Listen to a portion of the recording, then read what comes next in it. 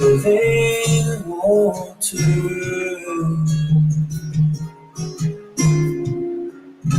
Baruch haba Bashem Yahuwah.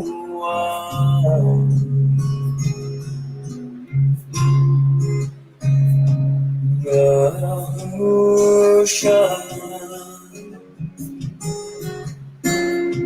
living water,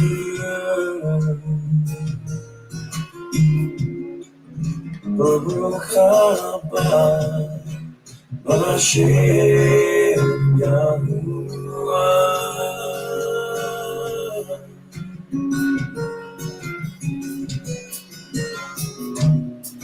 I'll sing out with praise to you.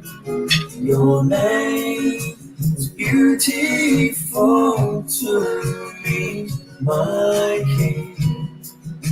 I'll sing out with praise to you. My heart desires to honor you, my God. I sing out with praise to you, Yahusha.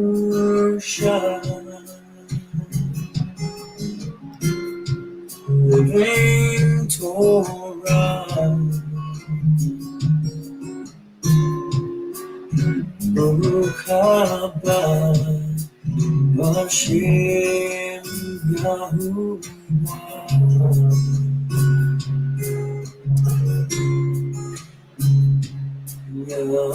Yahusha, living Torah,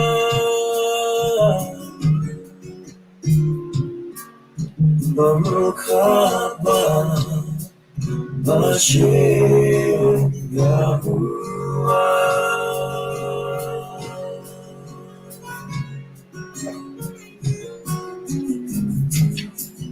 I sing out with praise to you. Your name is beautiful to me, my King. I sing out with praise to you. My heart desires to honor you, my God. I sing out with praise to you, Yahusha.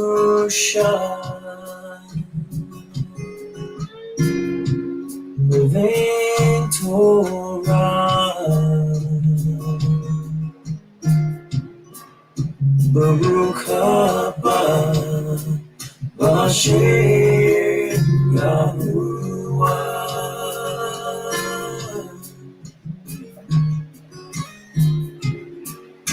Baruch haba Bashem Yahuwah.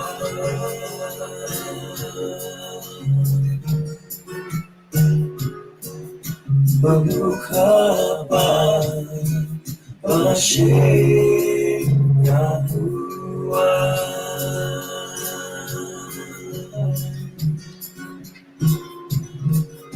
Baruch haba Bashem Yahuwah.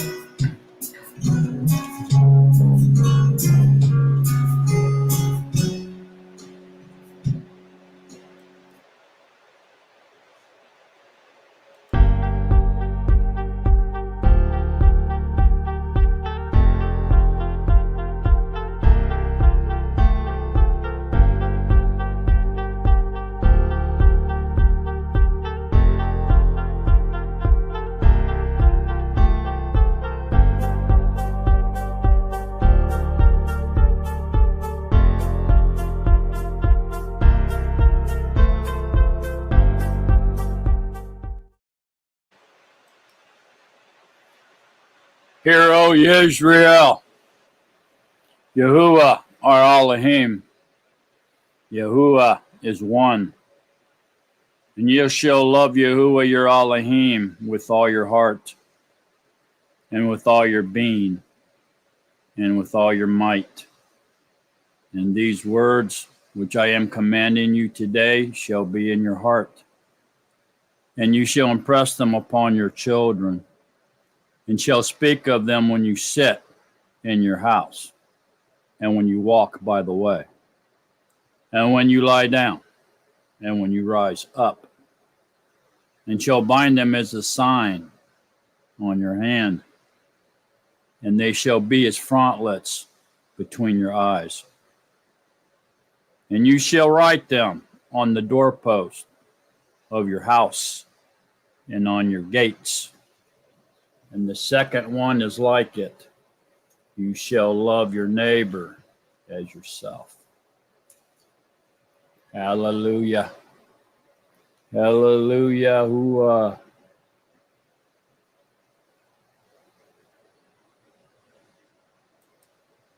Shabbat Shalom, everyone. Glad everybody made it here today. We have about an hour or so and a half maybe till the sun goes down. Yom Shabbat starts here in Texas, but nevertheless, we are going to begin our study. So this was a long week, drawn out week. It's come to an end now. And just getting ready to become the last day of the week. And the start of Yahuwah's Yom Shabbat. And so we'll look forward to that as we do every week. And we will remember to keep it Kadesh, set apart from all the other days of the week. So first 6 days of the week, we can treat them basically as the same. In other words, we work on them, we toil on them, we buy and sell on them, we wheel and deal on them. We do everything we want to do on them in order to benefit us, to benefit our lifestyle, to benefit our wealth and growth and things like this. But on Yom Shabbat, we're to cease from all that. And we got to treat Yom Shabbat as different than all the other days. And so basically what that tells us is everything that we do on the other 6 days of the week, we shouldn't be doing on Yom Shabbat. So we should treat it totally different. No work, no buying and selling. Totally focused on Yahuwah and Yahuwah alone. We study about Yahuwah. We need to get to know Yahuwah and know all about Yahuwah. And that's very important if you get to know Yahuwah or not. There's many, many people out there that know of Yahuwah. They can even tell you what his true name is.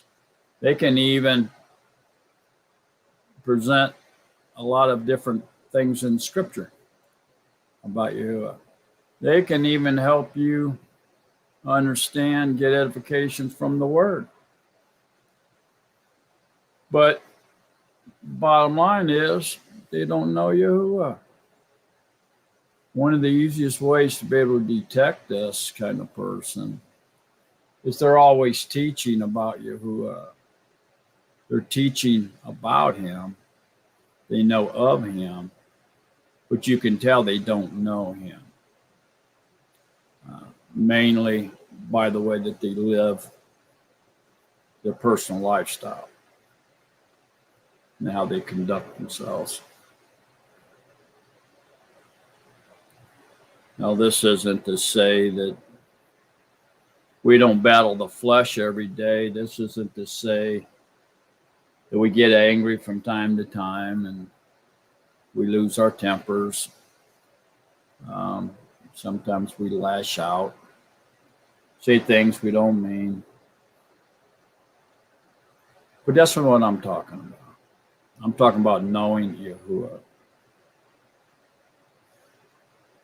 Like you know your children, you know your spouse, you know your mother, you know your father, you know your best friend, this type of thing. And so that's what Shabbat's all about. It gives us a time. If we want to be obedient, that is, if we choose to be obedient, he gives us the time that we can take one day a week where we can get to know him on a personal basis. Therefore, we have no excuse not to know him. If we continue to seek out our self-indulgence, our worrying about ourselves, the things that we like to do and want to do, like watch movies or whatever, you fill in the blank, then we're not utilizing Yom Shabbat for why it was given to us. And so we got to be careful. It's definitely a juggling act, and sometimes we can find ourselves walking on a thin line. We want to make sure we don't step across that line and go the wrong way. So with all that in mind, we got a study this evening all about who the rock is. The rock. And who is the rock? Who is the spiritual rock? And so I think it's a very intriguing study. It came to mind from last week's Netzarim Assembly Scriptural Study Group. We read Matthew 16, verses 17 through 19.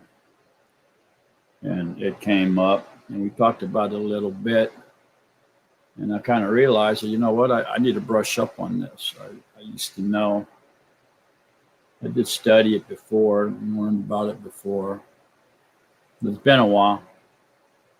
So I thought, you know what, I need to review that and catch up on that.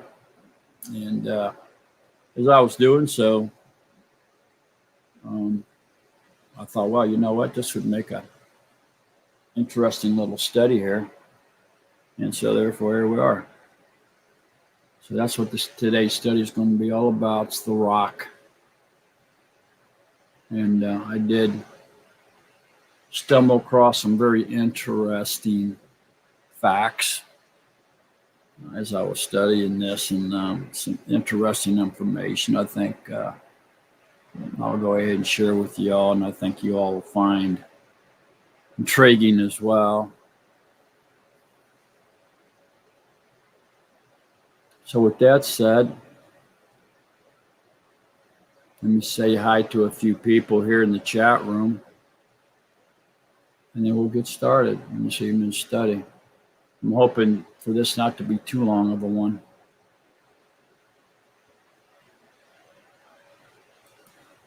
But nevertheless, Yahuwah's will be done. So here we go. Welcome, Sister Sandra. Glad you're on here. Welcome, Brother Levi Davis. Glad you're on here, brother. Welcome, Mr. Three Jobs. Glad you're here, John. Welcome, Sharon Sharon. Glad you are here. Welcome, Lou White. Glad you're here, brother. Welcome, Phyllis White. Glad you're on here, sister. Welcome, Lorana Moran. Glad you are on here. Welcome, Valerie. Glad you're on here, sister Valerie. Welcome, Chris Trikowski. And welcome. Glad you're on here. Welcome, Peggy Russell. Glad you're on here, sister. Welcome, Kate Connell. Glad you're on here, sister. Welcome, Yami and Raul Koto. Glad you all are on here. Welcome, Double X. Glad you're on here. Welcome, Davy Steed. Glad you're on here, brother.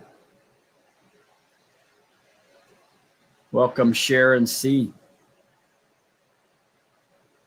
Glad you're on here, sister. Well, here's where I need to take a big pause for a good cause. I'm going to go way out on the limb here. This might be a stretch, but I'm going to take the risk anyway. I'm going to go way out on that limb and stretch my arm as far as I can stretch it and take a wild and crazy guess and say that Ike is also watching. So welcome, Brother Ike. I'm glad you are here. Red Chill Jilly, glad you are here, sister. Welcome. Welcome, Rose Wright. Glad you're here, sister.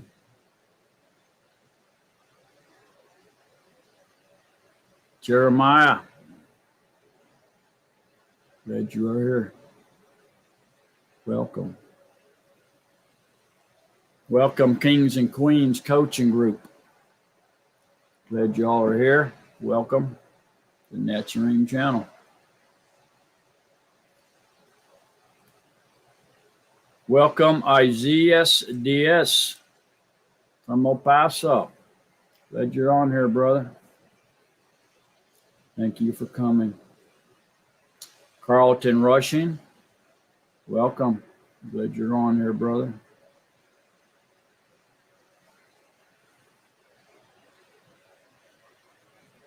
Russell Shoot, glad you're on here. Welcome.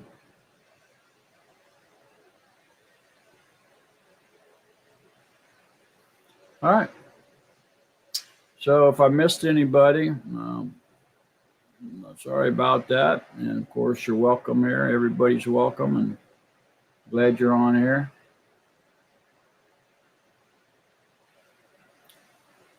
So we're going to start out. We're opening up the passage that perked my interest last week, and it's in Matthew 16, 17 and 19, and then we'll just take it from there.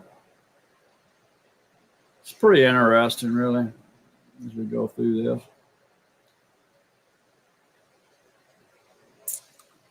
So it says, and Yahusha answering said to them, blessed are you, Shimon bar Yonan, which is Peter. For flesh and blood has not revealed this to you, but my Father in the Shemayim. And I also said to you that you are Kepha, and on this rock I shall build my assembly, and the gates of the grave shall not overcome it. And I shall give you the keys of the reign of the Shemayim. And whatever you bind on earth shall be having been bound in the Shemayim.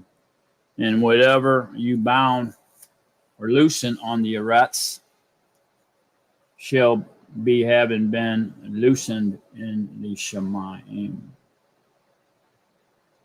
So here we see the rock, in which a lot of uninformed teachers out there spread the rumors, if you will, that this rock is Peter's name, the name of one of his Talmudim, which they call an apostle. And they got one thing right, that it is referencing a name. But Yahushua is not speaking of Peter. Peter cannot deliver anyone. Peter is not the one name in the Shemayim or on the Eretz or under the Eretz that we can call on for deliverance.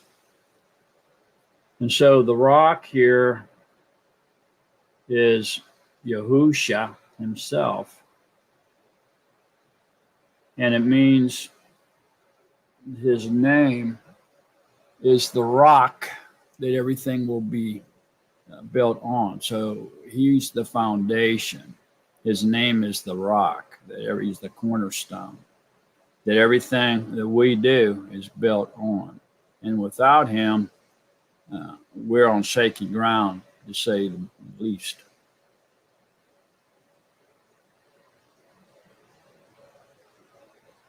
Okay, and so here, which is binding, means forbidding, and loosing means permitting, according to the Torah or the will of Yahuwah, not our will. We don't get to choose what's good and what's bad, or what's righteous, what's unrighteous.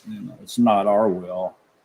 We're servants, so it's everything's it's we can loose and bind as long as it's in accordance to Yahuwah's will. So here we're saying, and on this rock I shall build my assembly, meaning the foundation, Yahushua himself. The rock being the name, the true name. And give the keys of the writings of the Shemayim. It's not physical keys. Okay, so what this would be referencing would be key of knowledge. Okay. Now, in context, we can say that a key of knowledge would be the name, the rock, right? Because we need it as our foundation. We need to have Yahushua as a foundation. Without it, we're doomed, right? Can't do nothing.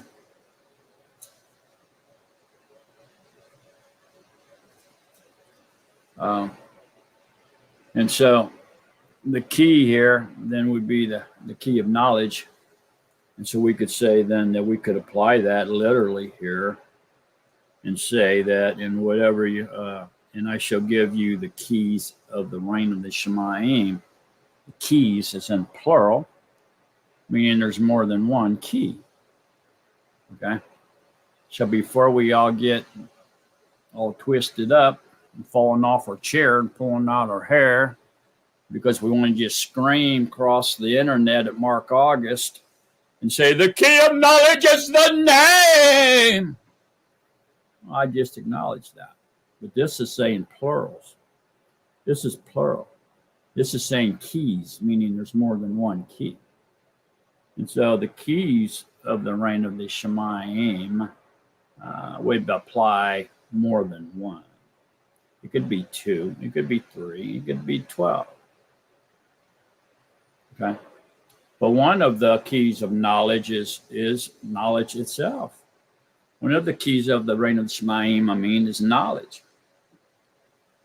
Okay. And we know that because it tells us that. They remove the key of knowledge. So we could say, I shall give you the keys of the reign of the Shemayim, or the key of knowledge, in order for you to get access to the reign of the Shemayim. It's not a physical key. This is spiritual-like keys. And so what could be another key? Well, like I just said, the name. So the name, knowing the true name, who the rock is, and what the assembly is built on. And so and then on this rock I shall build my assembly. So what's the assembly? Is it the church? No way, Jose. It's not the circus. So what is it? The assembly is the body of Yahushua. and Yahushua being the head. So if the um, um,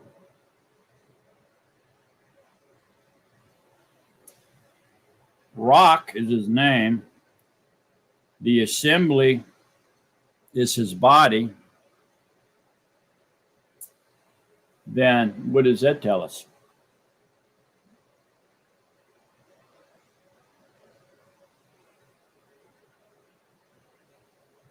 So the rock is his name. I shall build my assembly, which is his body, on that name. Okay. And so what's the name of the body or the assembly? The body of Yahusha, which means the rock is Yahusha. See that? So I shall build my assembly, the body of Yahusha, on that rock, which must be his name, Yahusha. So therefore, we can see now it cannot be Peter. It cannot be Peter. It don't even sound right now, does it? It don't even begin to sound right at this point. So there we go. So on the rock, it's his name. The foundation would be Yahusha himself.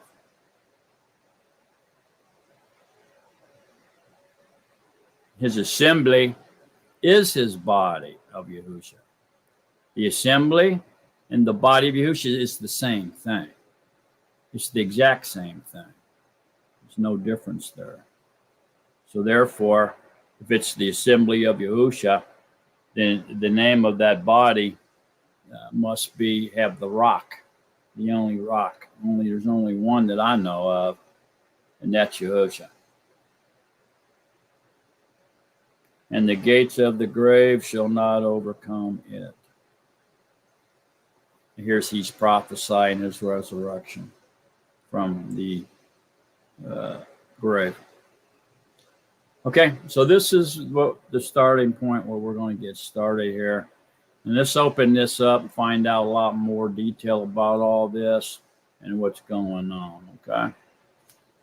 All right, so I guess from here, maybe we could go to a lot of places, but let's go to the Tanakh. Go to Exodus 17. We'll start off in the Tanakh, get some eye-opening information here now. All right. So in Exodus 17, the children of Israel is already into the Exodus, the first Exodus. They've been brought out of Mitzrayim, which is basically Africa. How many people know that Mitzrayim is in Africa? Did you know that?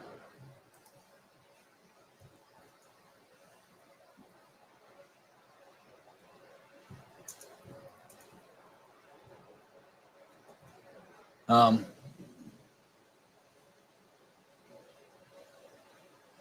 course, it's on the west side of the Nile.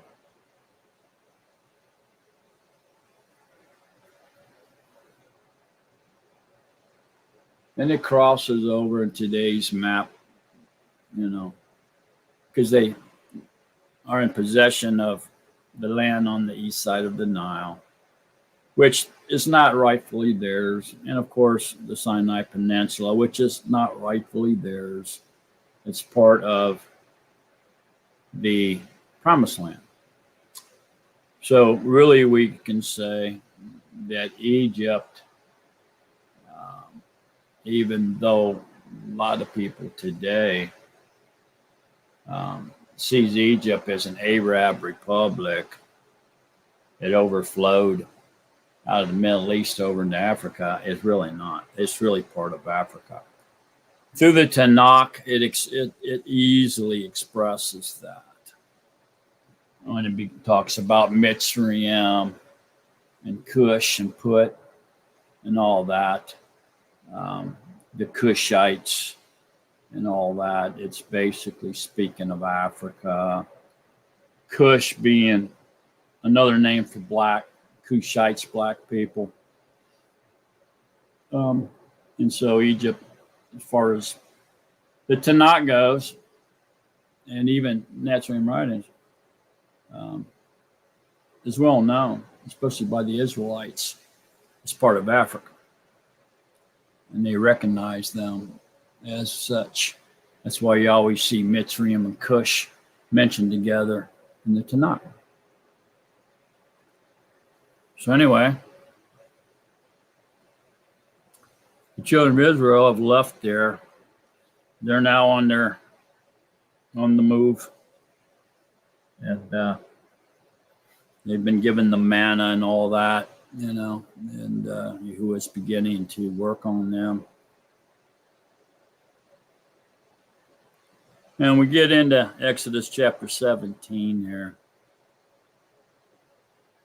Let me find an interesting story, little passage here, where Moshe is told to strike the rock.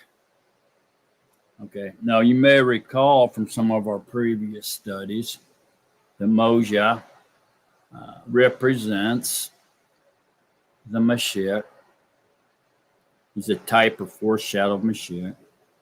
You may also recall that the children of Israel represent us, all of us, every generation really.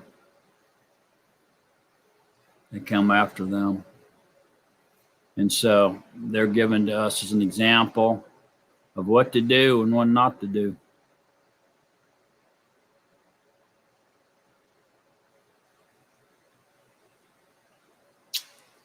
So Exodus 17, starting in verse 4, says,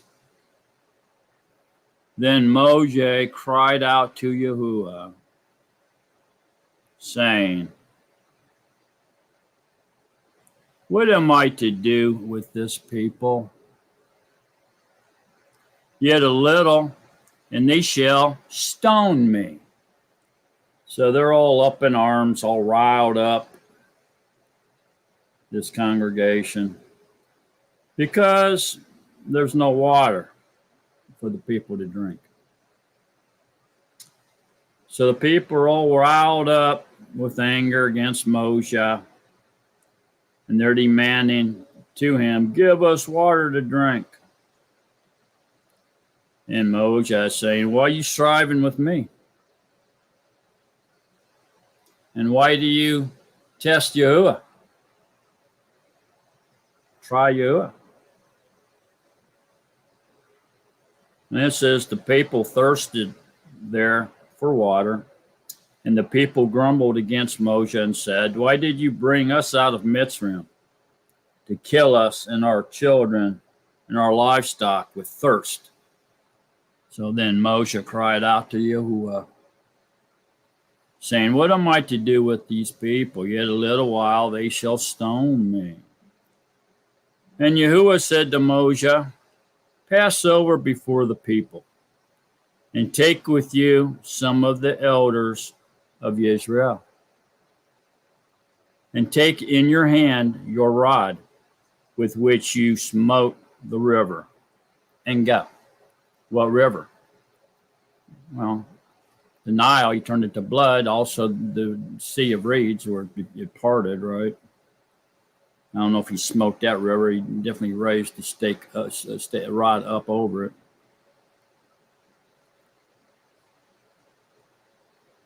Say, I am standing before you. So Yahuwah is standing before him. There on the rock in Korah.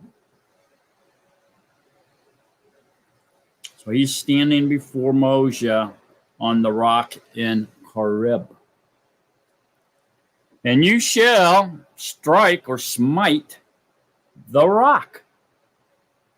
So he's telling him he's going to be standing on the rock, but he wants Moshe to strike that rock, smite it with that rod.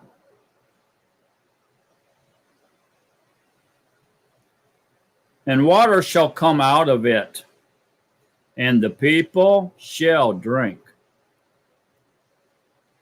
And Moshe did so before the eyes of the elders of Yisrael.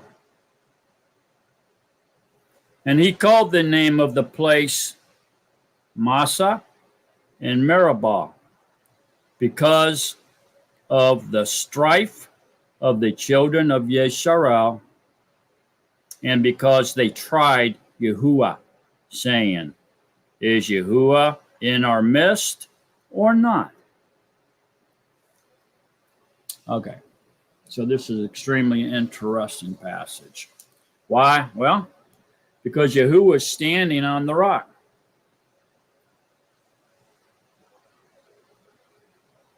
And since Yahuwah himself is standing on this rock, it was like he was the one that Moshe would smite with his rod.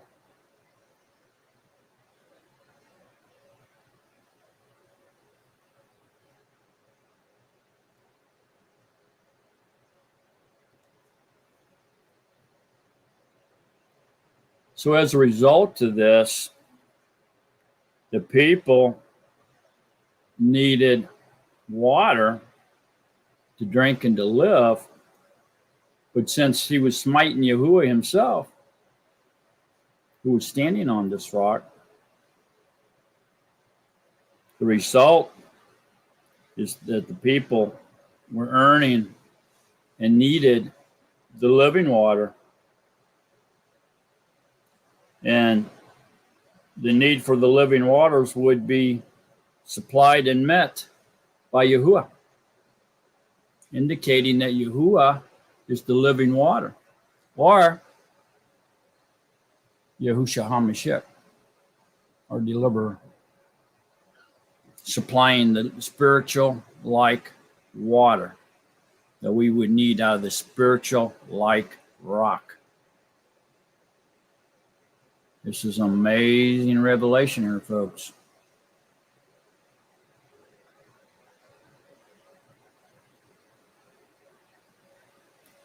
Hebrews 17:27 likes Yahushua with being the one that was struck once. Yahushua being struck once and producing the living waters that would supply humanity's necessity for the living waters, whose spiritual like waters would be the outpouring of the Ruach HaKodesh. So we have to see this now, that not only is Yahuwah allowing Moshe rod to come down and strike him, showing that he is the rock, but also typifying or foreshadowing the coming Mashiach that would be struck once for all mankind and supply the living waters needed for them to have life. Hallelujah.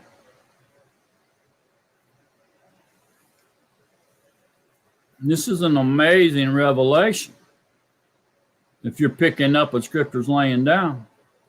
If not, if you're missing out on what's being said here, sorry for you. Look at Hebrews 7:27.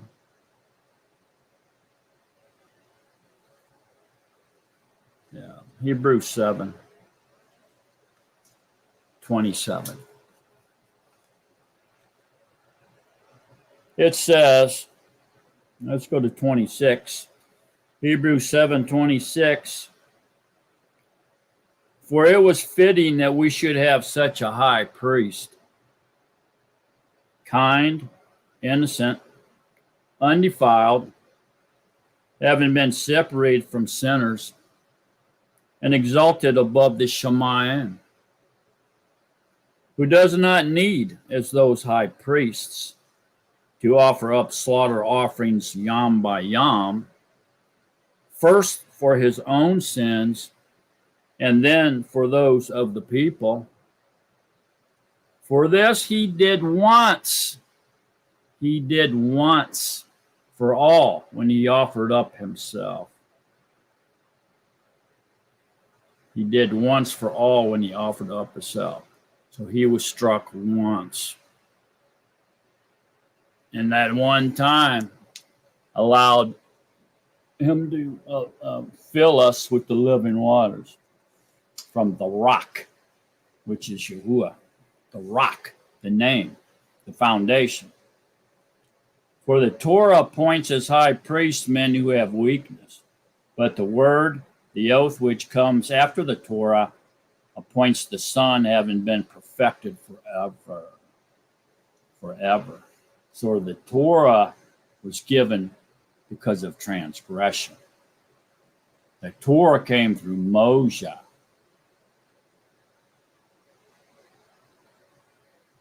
The belief in the truth, the favor and the truth came through Yahushua HaMashiach, who was struck once, and he poured out the living waters to fill us up. Fill up our bellies with the Ruach HaKodesh, with the living waters. For out of our bellies flowed the living waters. Powerful, powerful, powerful stuff here. I hope everybody is catching on to this. And everybody should be saying, wow, wow, wow. Matter of fact, half of you should be down on your face, on the floor, praising Yah. This is mighty, mighty in comparison to a lot of things that you're told.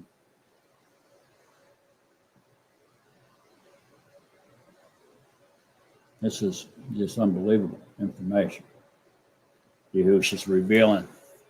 He must really love y'all for him to be revealing this to you this evening. But are you listening to him? Are you truly getting to know him?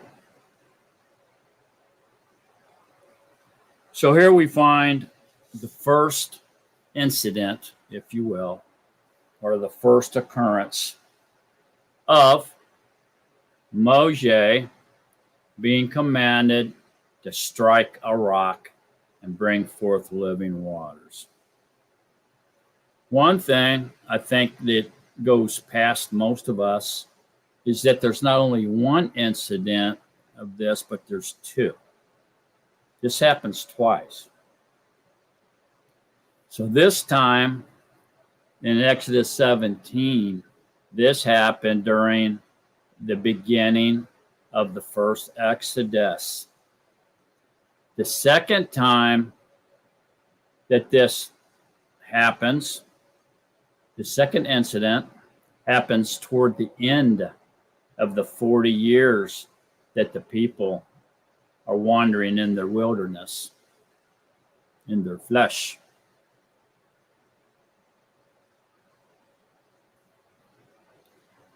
Okay, so let's pause right here for just a minute, because there's something right here, since we're already here in Hebrews chapter 7.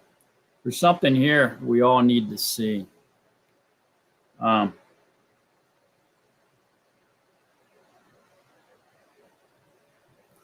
Yeah, we're going to get into that, Phyllis. You're jumping ahead on me, but we're going to get into it. That's very good insight, though. It tells me you're right where you need to be.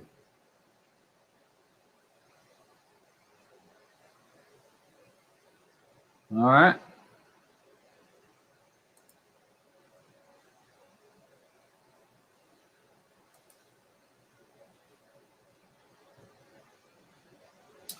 In case y'all not picking up what I'm laying down here, Phyllis wrote, the sword was struck.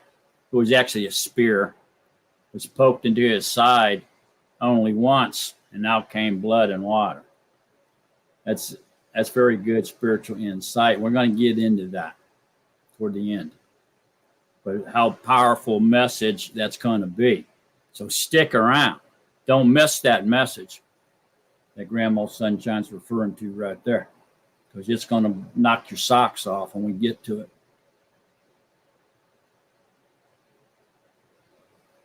But before we leave Hebrews, I want to draw your attention to chapter 8. And I want you all to see something here. Where we just read in 727, he did this once for all when he offered up himself. So it was a one-time deal. When he did that, and he did this once for all, when he offered up himself one time, and he was struck once, okay? Upon his death and upon his resurrection back to life, as we go into this foreshadow or this true pattern of Yahushua, where we die with Yahushua and we're resurrected with Yahushua, reborn spiritual children. We come and he ascended back into the Shemayim. That was the end of the old priesthood, folks. It didn't totally go wipe out, okay? But it's near ending. Why? Because it's not going to be totally wiped out 100%, okay, until his second coming. That's when everything's going to be restored or renewed. And beyond that, into the eternal reign where everything's going to be new, a new earth and a new Shemayim, a new city, a new everything. If you're picking up what I'm laying down on that, everything's near disappearing. And so it brought the old priesthood to a screeching, sudden stop. Okay, but it take off the brakes and it's slightly rolling, perhaps downhill, but it's almost disappearing. Okay, so chapter 8 becomes something I really want us to see here pertaining to this before we move on. It'll help us to understand the rock. All right. And so it says in Hebrews 8, now the summary of what we are saying is, so here's the conclusion, man, or the summary. What's going on here? This is going to help us with this study, so pay attention. It's going to seem like we're off base or we're going off on a tangent, but really it's going to bring it all back into perspective here shortly. We have such a high priest who is seated at the right hand of the throne of the greatness in the Shemayim, and who serves in the set-apart place and of the true tent, which Yahuwah set up and not man. So this is something Yahuwah built and set up. This is talking about, not man. So man's must be a fabrication. What man has done must be a duplicate, a forgery, a sort of type or foreshadow, perhaps. If Yahuwah set one up on his own, talking about the true tent.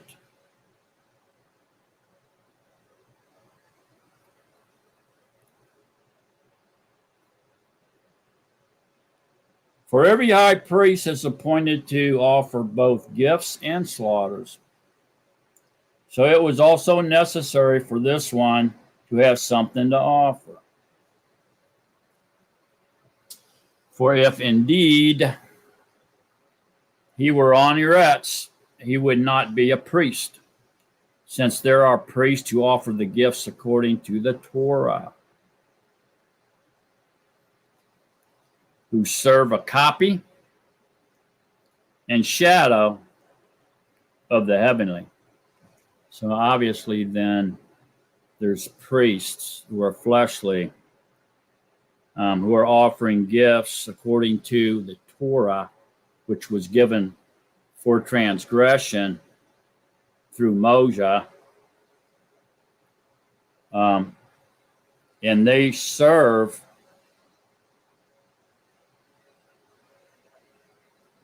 the tabernacle here on the earth. Okay, so they serve a copy and shadow of the heavenly, which means the true tent that Yahusha made is in the heavenly. It's in the Shemayim. As Moshe was warned when he was about to make the tent, the copy here on the earth, for he said, see that you make all according to the pattern shown you on the mountain. So when he was up on Sinai, Yahusha opened up the windows of the Shemayim and gave Moshe a look into the tabernacle that he made. And he wanted the copy or the shadow of the carbon copied world to be identical to the one he made in the heavenly.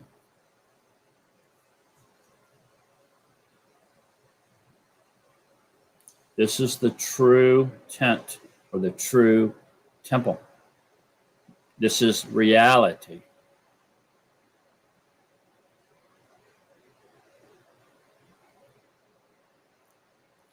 But now he has obtained a more excellent service, inasmuch as he is also mediator of a better covenant. A better covenant? Oh, must be different then, right? Which was constituted on better promises, which are everlasting and based on reality, not on this carbon copied world, the shadow of things, mere shadow of the heavenly, but based on the everlasting principles everlasting principles in the spiritual realm. For if that first had been faultless, if the first one had been faultless, then the place would have been sought for a second. For finding fault with them, he says, see, the Yamim are coming, says Yahuwah, when I shall conclude with the house of Yisrael and with the house of Yehuda a renewed covenant, or a new covenant. Many translations has that interpreted as new. Not according to the covenant that I made with their fathers in the Yam, when I took them by the hand to lead them out of the land of Mitzrayim, because they did not continue in my covenant, and I disregarded them, says Yahuwah. Meaning, he divorced them. Look at Jeremiah 3.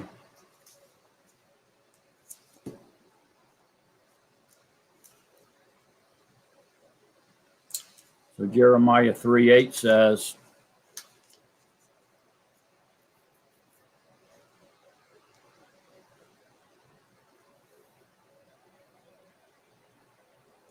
and I saw that for all the causes for which backsliding Israel had broken wedlock, I had put her away and given her a certificate of divorce. Yet her treacherous sister Yehuda did not fear, but went and committed whoring too. There you go. And so this is what he's speaking of. He disregarded them. Because this is the covenant that I shall make with the house of Israel after those Yamim, says Yahuwah, giving my laws in their mind, not on a tablet of stones to carry around in an ark on their shoulders everywhere they went, but giving my laws in their mind. And I shall write them on their hearts. Write them on your hearts. And I shall be their Elohim, and they shall be my people. This is the new covenant, folks.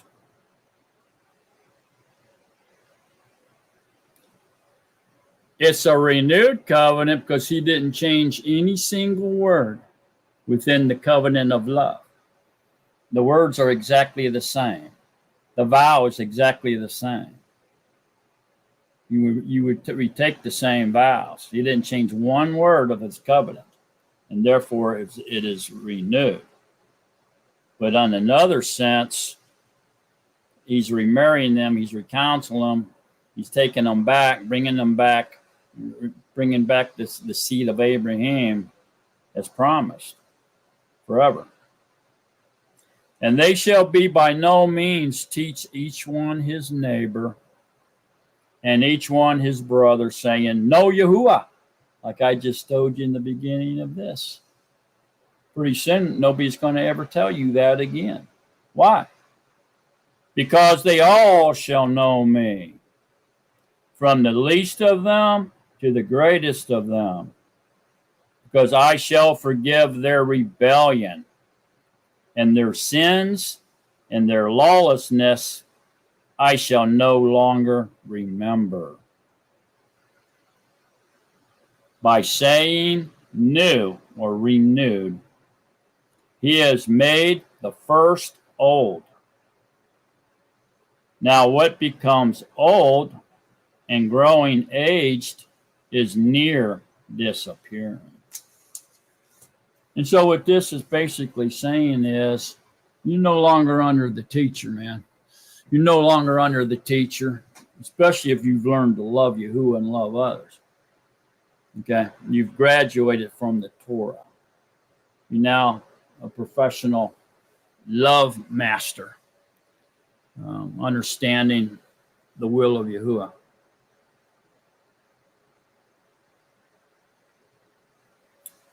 So therefore, we're not bound by the old covenant anymore. Anything that has to do with the old priesthood, the training, the type, the foreshadowing, we're not bound by any of that. We've entered into the new covenant. The old's about ready to disappear. Why? Because when flesh disappears, okay, then everything that had to do with the copy or the shadow or the old priesthood is going to disappear with it. That's why. And so it's disappearing. It's becoming very, very faint, okay, because Yahuwah has allowed his people to drink the living waters coming from the rock. And by doing so, you become spiritual children. And therefore, you have entered into the new covenant with him, where he writes his laws and you puts them in your mind and writes them on your heart. You no longer have to carry around and be burdened with laboring by carrying stone tablets. And they're in your mind and they're written on your heart. You've been relieved of that burden. So your burden is light now. The yoke is easy. The burden's light. The yoke is simply the Basora of Yahuwah.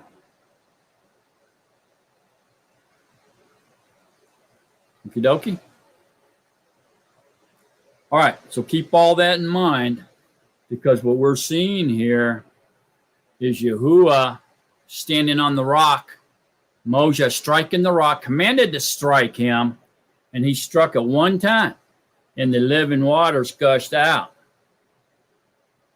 typifying what would happen as when he would become the Mashiach. The Mashiach, Yahuwah, in his creation of all this and his plan being fulfilled at the coming of the Mashiach, would be struck once and then have an outpouring of the living waters upon all flesh, giving us life. All right? And that's why that's important to understand in chapter 8 of Hebrew. All right. Now, let's move back into the lesson here. And let's go to now, we probably should turn to, let's look at Numbers 20 very quickly. Well, not very quickly, but let's just go to Numbers 20. There's a lot there. So here, like I said, the first incident happened at the beginning of the first Exodus. Here we're going to read about the second incident where Moses struck the rock. And this time it's toward the end of the 40 years of them wandering in the wilderness. So does that mean that this rock was following the children of Israel all over the entire wilderness for 40 years before it was struck again? Or did it stop producing living water? And so he had to strike it a second time at the end of the 40 years? No. So what else could this mean possibly? Well, this could possibly mean that this rock did not literally follow the children of Israel around for 40 years, as most people interpret Paul as saying in 1 Corinthians 10. Because Paul calls it a spirit-like rock and calls it the Mashiach. We'll get into it. And so, could this mean then, putting everything together, that the spirit-like rock, which was Yahusha, was following them around and was with them, guiding them, teaching them, being with them during that 40 years in the wilderness? It's a spiritual rock, not a literal rock rolling along with them, literally, but spiritual rock being with them as they wandered the wilderness. So keep that in mind, and I think we'll come back to that, and we're going to find out the answer to that question.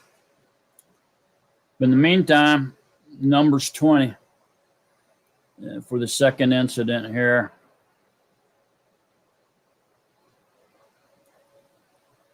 Now, amazingly,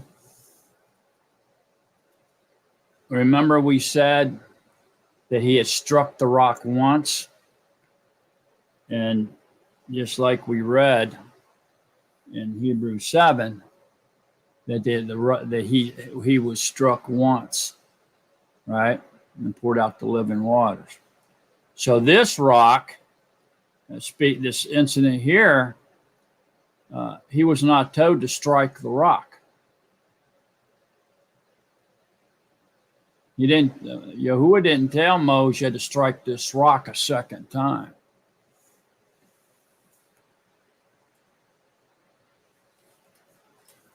Now let's read about it.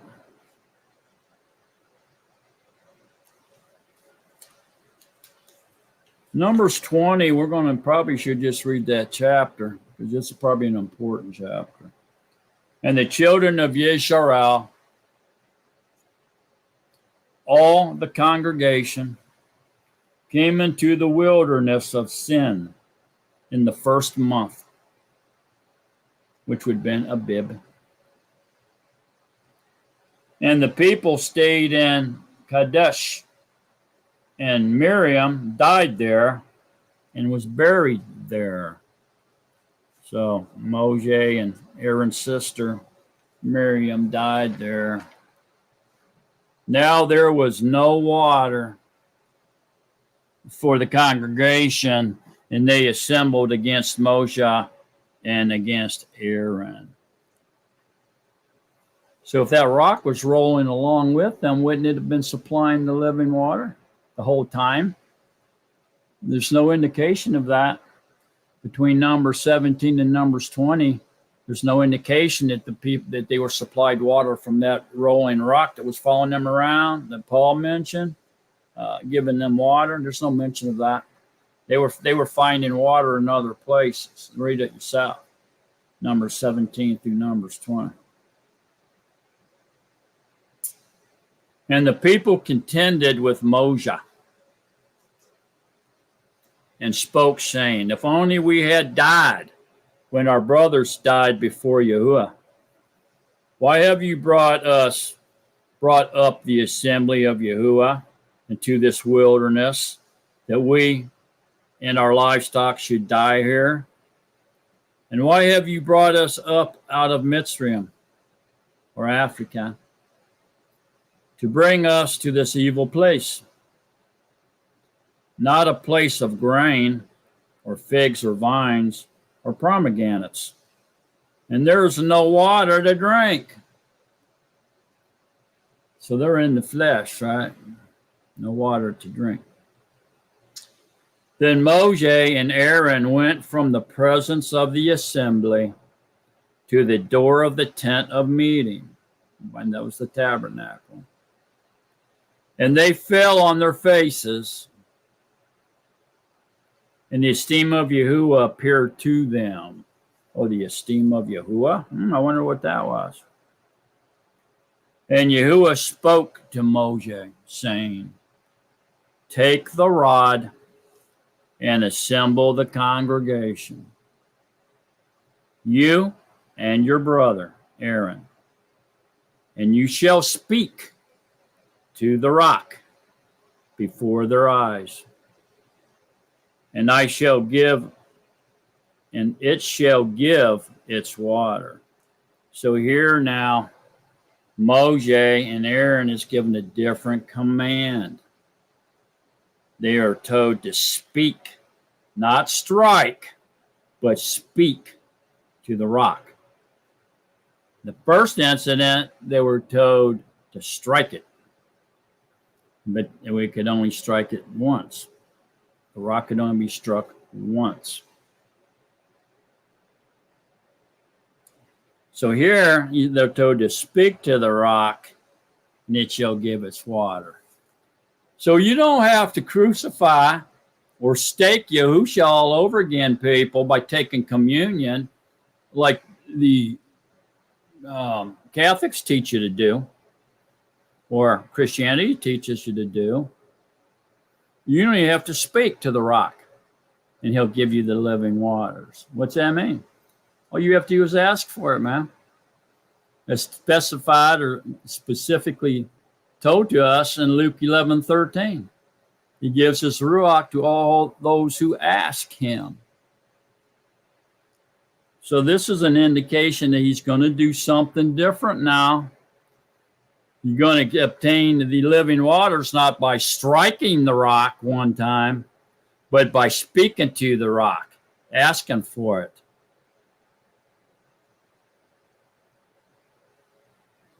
And you shall bring water for them out of the rock, and give drink to the congregation and their livestock.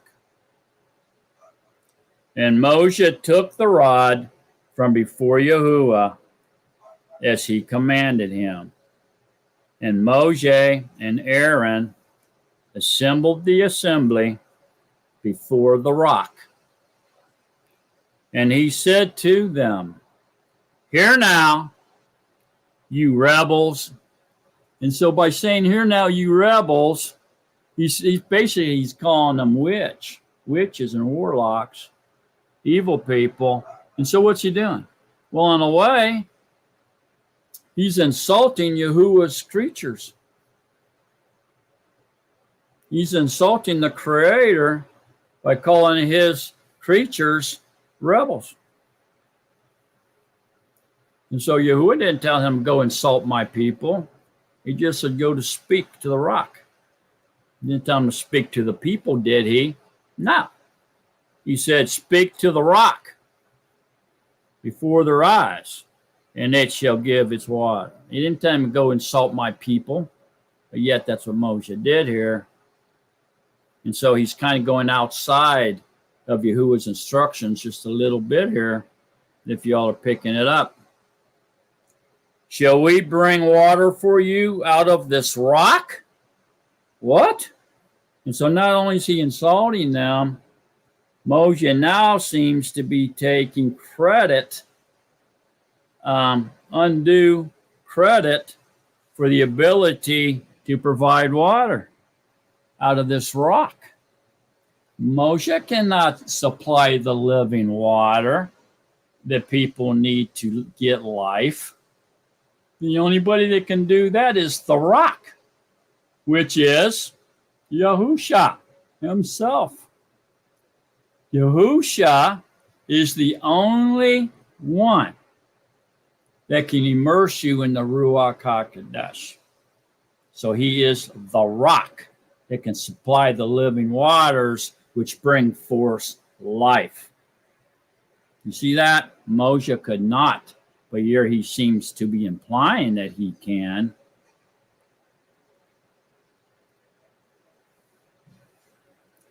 I would say Moshe was a little angry here, and his anger took him to a place where he should not have went.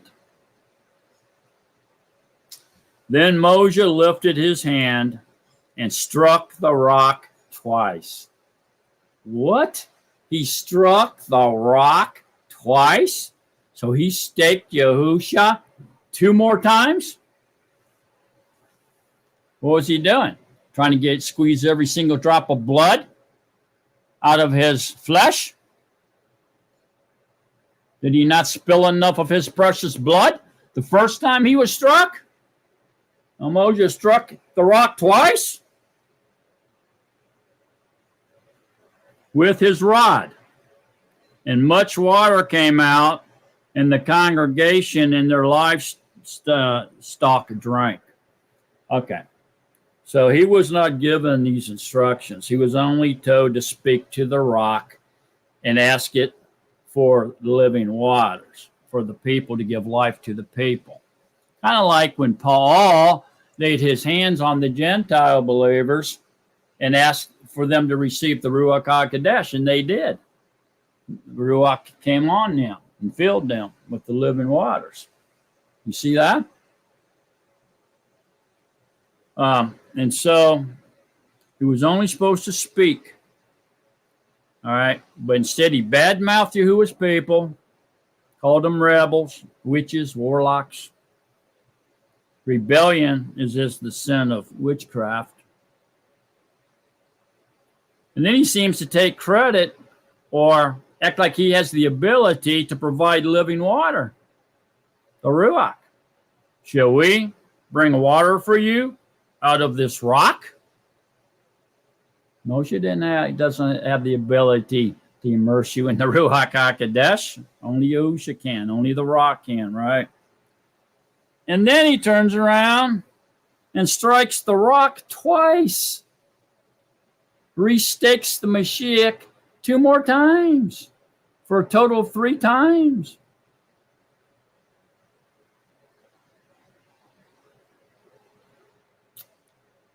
But Yahushua spoke to Moshe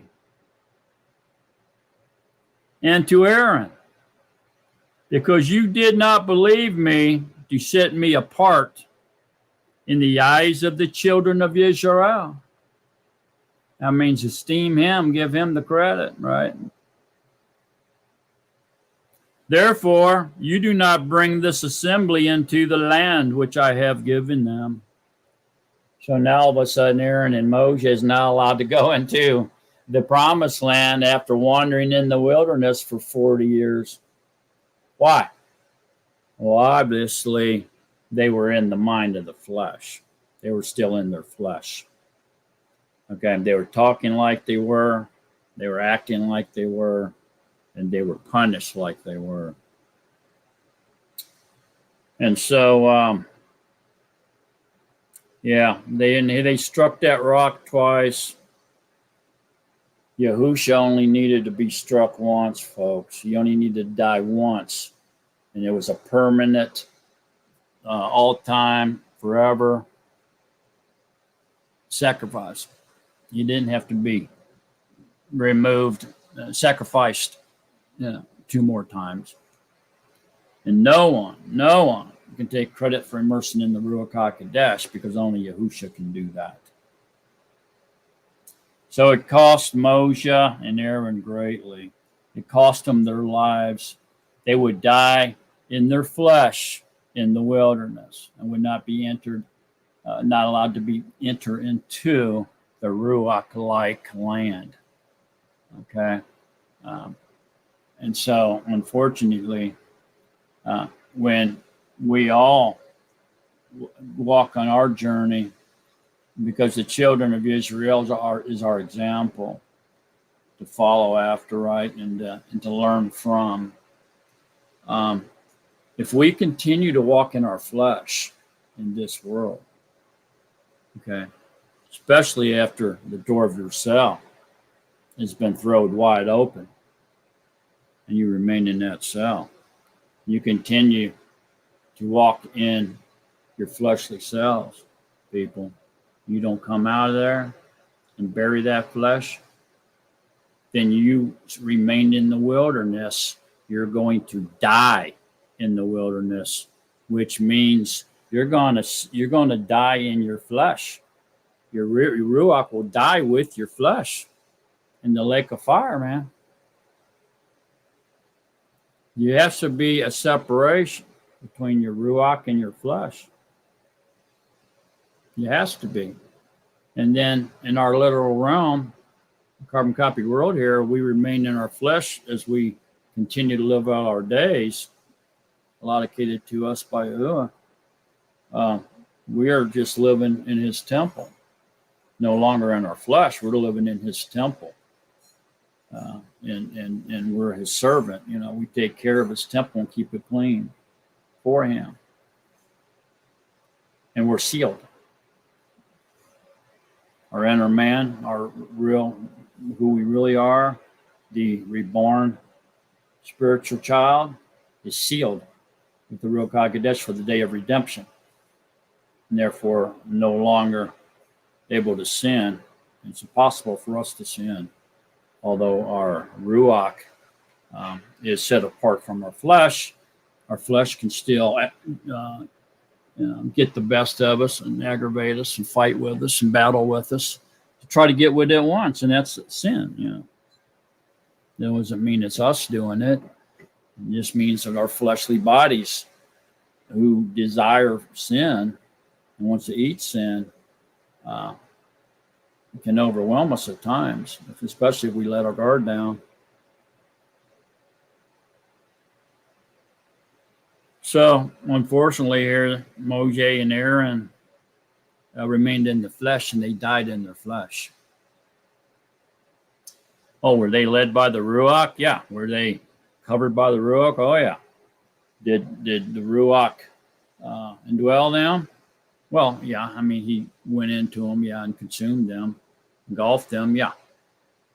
Were they immersed in the Ruach? No, because Yahusha had not died yet.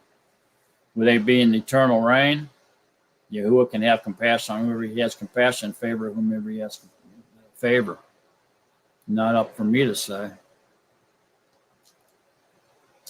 We can see the shadow typified here for us in the lesson of the children of Israel, wandering in the wilderness in their flesh for 40 years, grumbling, murmuring, complaining, and sinning, and dying in the wilderness in their flesh, not ever being allowed to go into the promised land. Well, spiritually, what's the promised land? What was Canaan? What was crossing over the Jordan River, man? Look, they were wandering around in the promised land and didn't even know it. They could come out of their flesh at any moment and be in the promised land. Because Yahuwah said he'd given them all the land. From the river in Egypt, the Nile, clear over to the great river Euphrates. Down to the Gulf, way up north, in the Asia Minor. But yet they didn't acknowledge were living in the promised land. Neither did they claim to be in the promised land, or did they recover it. And so they thought they were still wandering around, lost in the wilderness, with no way to be delivered, because they remained in their flesh. And so spiritually, when they crossed over the Jordan into Canaan, a little small strip that we know as Israel, then they would enter into the spiritual realm, walk in spirit and truth. And therefore, then they would be in the mind of the flesh then, and no longer would they be controlled by their flesh. They would leave the flesh and enter into the spiritual realm. And that's what that is symbolic of. Only two people got to do that. That was part of the old, the old generation. So everybody was 20 years younger than 20 years old were born within that 40 years, and two of the older ones were allowed to cross over into the spiritual land, the promised land, which spiritually represents the reign of Yahuwah.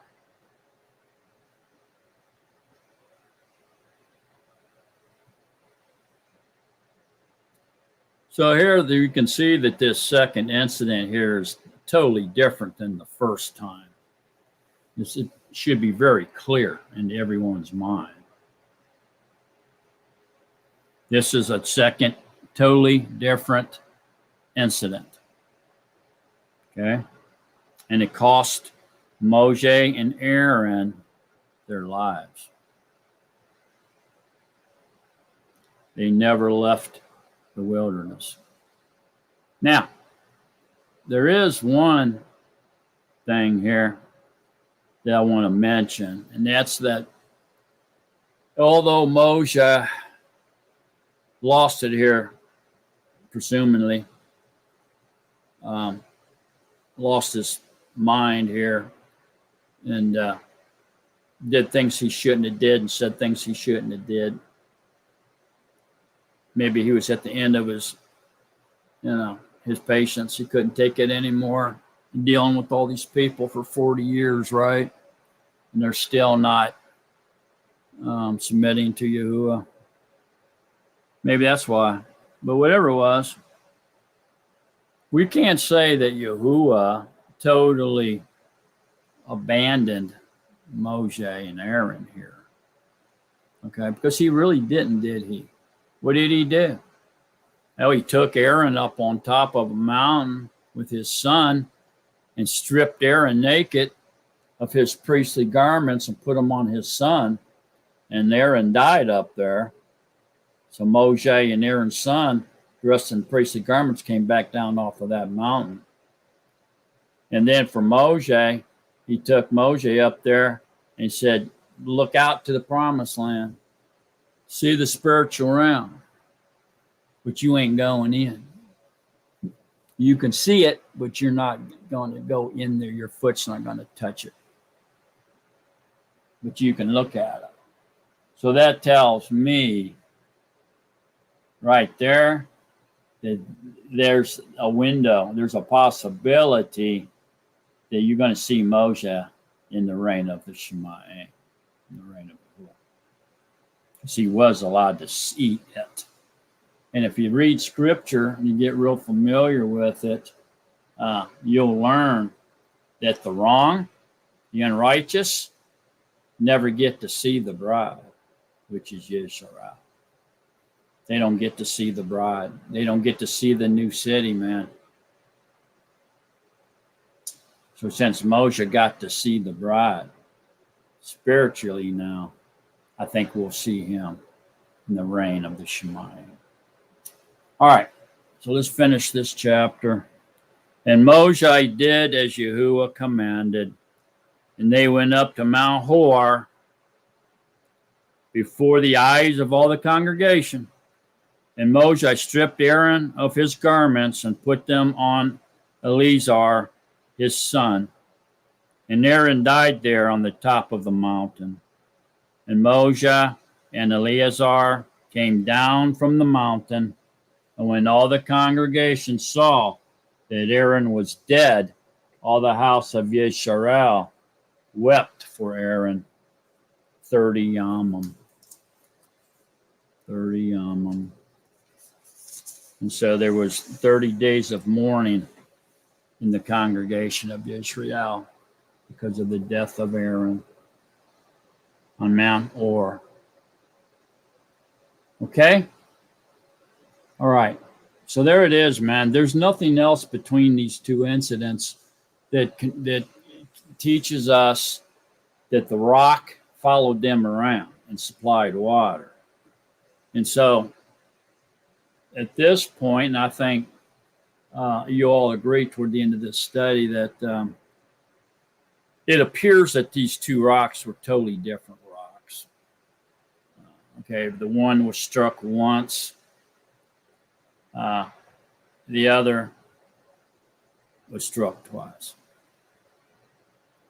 Not only was it struck twice, it was rebuked. Basically, it was slandered, struck twice, and he never did ask for the living water, did he? And Luke 11:13 says he gives his ruach to those who ask him. So he did it his way, and Yahuwah allowed the living waters to gush out. But Moshe got punished, and Aaron as well. Okay? All right, so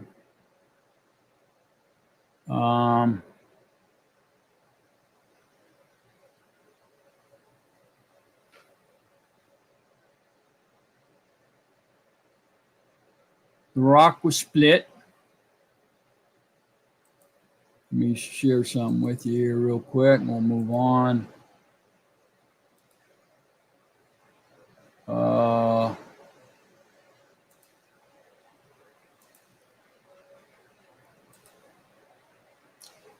So here's a rock over there in Hor. People go over there and visit, and they go on a sightseeing thing, and they go see this rock because they say that it's the one that was split and water came out the first time. So the compelling clean split on the rock here, right down the center of this rock, they say is evident that this was the rock that sprung forth the living waters that Yahuwah was on. And it does look like it's rounded here like a staff, A round staff could have made this groove down through the center of this rock. So it's intriguing. Can we prove it? No.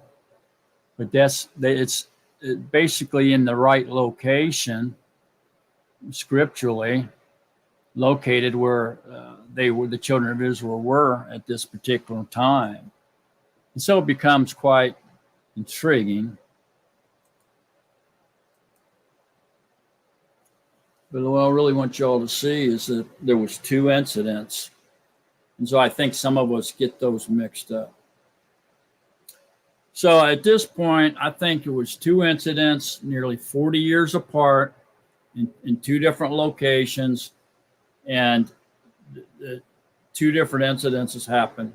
It wasn't the same exact thing that happened at both locations. That's obvious. That's very obvious. Okay. All right. So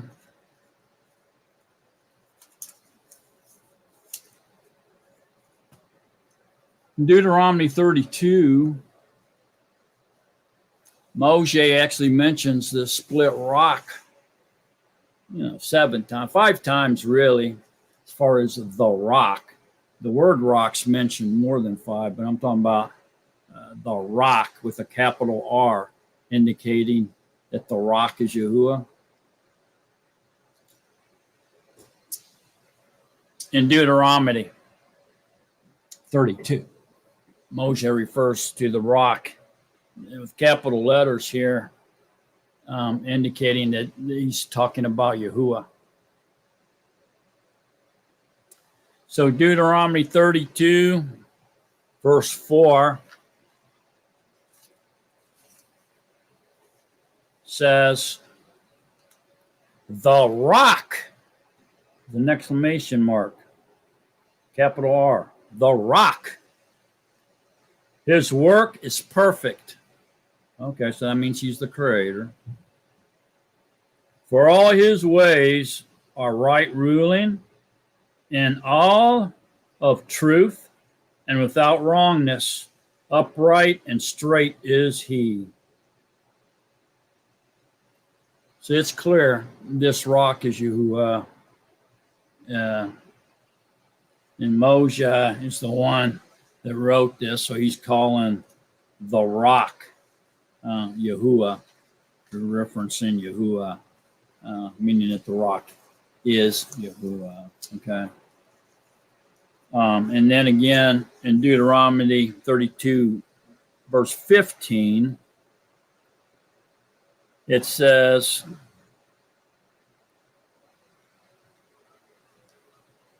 but Yeshurun grew fat and kicked. You grew fat. You grew thick. You are covered with fat. So he forsook Aluah, who made him, and scorned the rock, with a capital R, of his deliverance. And scorned the rock of his deliverance. That would be the name of his deliverance, the rock. This is Yahuwah. And then in 15, down into 18, it says, you neglected the rock, with a capital R, indicating it's Yahuwah, who brought you forth, and forgot the Al who fathered you. So there you go. And then down in 30, Deuteronomy 32, 30 and 31, it says, how would one chase 1,000 and two put 10,000 to flight, unless their rock, the capital R, had sold them, and Yahuwah had given them up. In 31, for their rock, in small r, it's not like our rock, with a capital R, hyphen. Even our enemies are judges. So there you go. So their rock is not like our rock. So meaning that their rock is dead. It's just a statue. No legs, no arms, no eyes, no ears, no mouth to speak. Right? It's not like our rock. Our rock is Yahuwah, the one true living Elohim. So here we go. 5 times that Moshe referred to Yahuwah as the rock, with a capital R, indicating that the rock is his name. Or we could even say Yahusha himself. So to put all that together, look up here in Deuteronomy 12.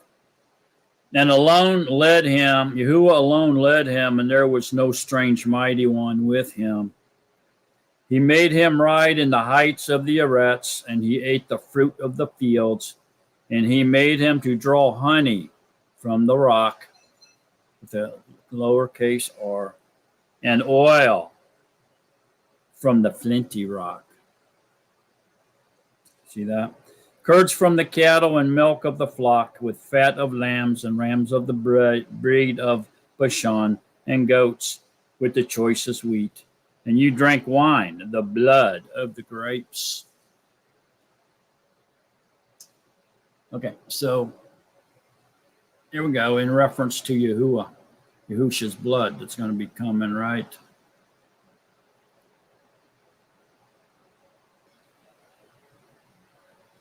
With the choicest wheat or bread, and you drank wine, the blood of the grapes.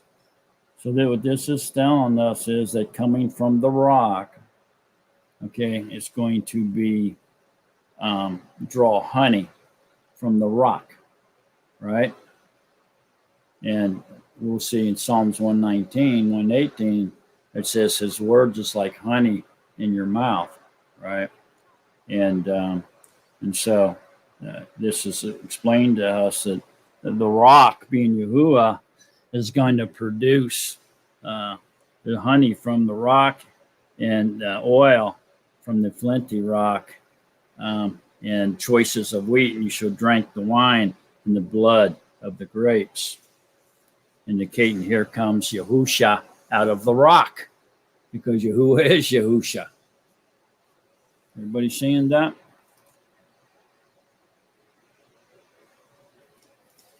All righty. So we'll move on from there. Isaiah, Yashayahu, 44:8. Yashayahu 44:8 says, "Thus said Yahuwah, sovereign of Yisrael and his Redeemer." Yeah, Israel's Redeemer. Yahuwah Sabaoth, I am the first and I am the last. Besides me, there is no Elohim. And who is like me? Let him call and declare it and lay it before me. Since I appointed the everlasting people, those are the ones that are going to get everlasting life, right? If you're an everlasting people. See that? Since I appointed the everlasting people, he chose you. He elected you. In the events that are coming and those that do come, let them declare these to them. Do not fear, nor be afraid. Have I not since made you hear and declared it? You are my witnesses. Is there an Allah besides me? There is no other rock, capital R. There is no other rock. I know not one. Those who make an idol, all of them are emptiness, and their delights do not profit, and they are their own witnesses. They neither see nor know, so that they are put to shame. Who would form a mighty one or cast an idol that is of no value? So their rock is not like our rock. Their rock is just a literal, worthless stone. Okay? Our rock is Yahuwah, who produces living waters and gives us life. There's no other rock. I know not one. There's no other Elohim, folks. There's no other name. His name's Yahuwah, and he is the rock. He's your deliverance, your redeemer. He's the only one. Get to know him and cry out to him. Cry out to your rock of deliverance. Look at Yashayahu 48:17 to the end.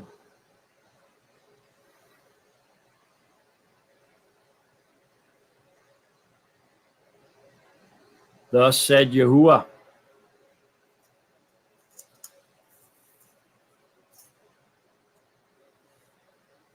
your Redeemer, the set apart one of Yisrael. I am a Yahuwah, your Elohim, teaching you what is best, leading you by the way you should go. If only you had listened to my commands, then your peace would have been like a river, and your righteousness like the waves of the sea. And your seed would have been like the sand, and the offspring of your inward parts like the grains of sand. His name would not have been cut off nor destroyed from before me.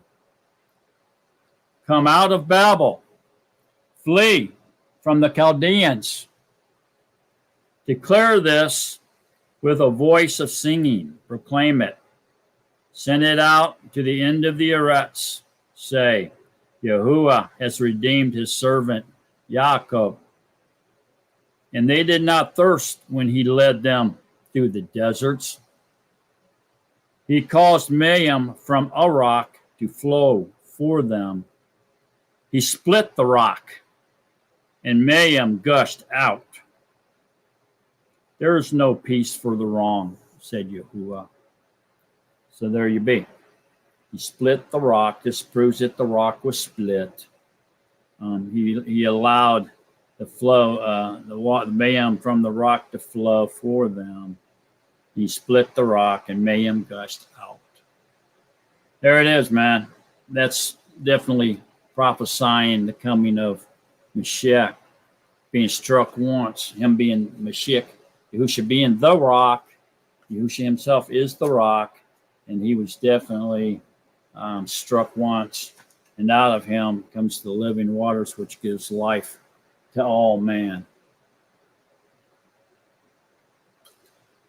To all men, I should say.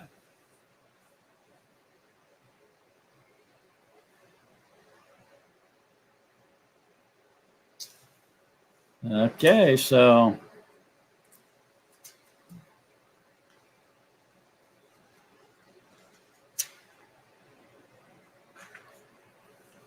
hang on a second. Let's go to Psalms,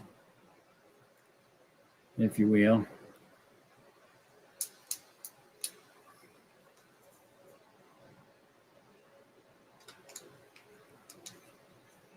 So Psalms 81:16.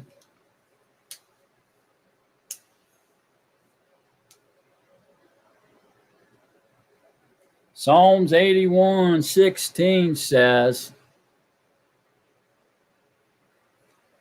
he would feed them with the finest of wheat. Ooh, he's going to feed them with the bread from heaven as well? Well, that's interesting, isn't it? And with honey from the rock, I would satisfy you. Powerful stuff, man. So he would feed them with the finest of wheat. That's the bread from heaven. Yahushua himself said, I'm the bread from heaven.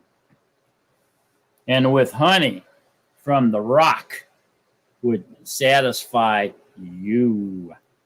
Honey from the rock? What's that? That's his words. By his teaching, he will satisfy you. His words are like honey in your mouth when you repeat them. So don't be shy.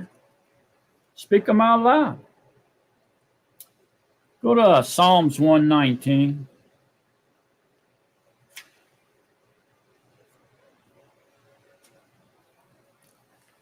So the rock, the finest of the wheat is the bread from heaven.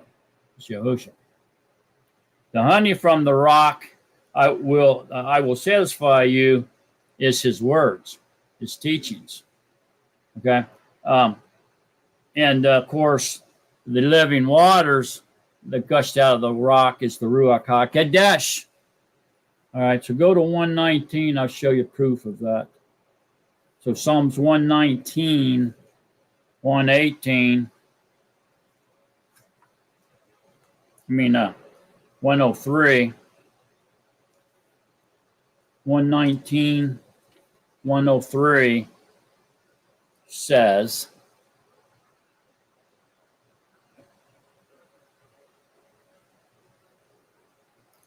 how sweet to my taste as your word been. More than honey to my mouth. There you go. So that proves to you what I'm saying. So again, how sweet to my taste has your word been, more than honey to my mouth. Yeah. So back over here, he would feed them with the finest of wheat, the manna from heaven or the bread from heaven. And with honey from the rock, I would satisfy you with his words. When he gives you his words, his teachings, his words will be like honey in your mouth. All you have to do is repeat them. Psalms 105:41. Psalms 105:41 says, he opened the rock and water gushed out. It ran in the dry places, a river. And there you go. That correlates to Yehukanan 7:38. Go there real quick. Yehukanan 7:48 says,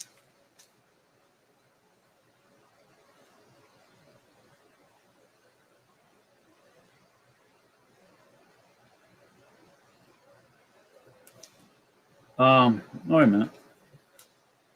38, I'm sorry. Yehukanan 7:37 through 39.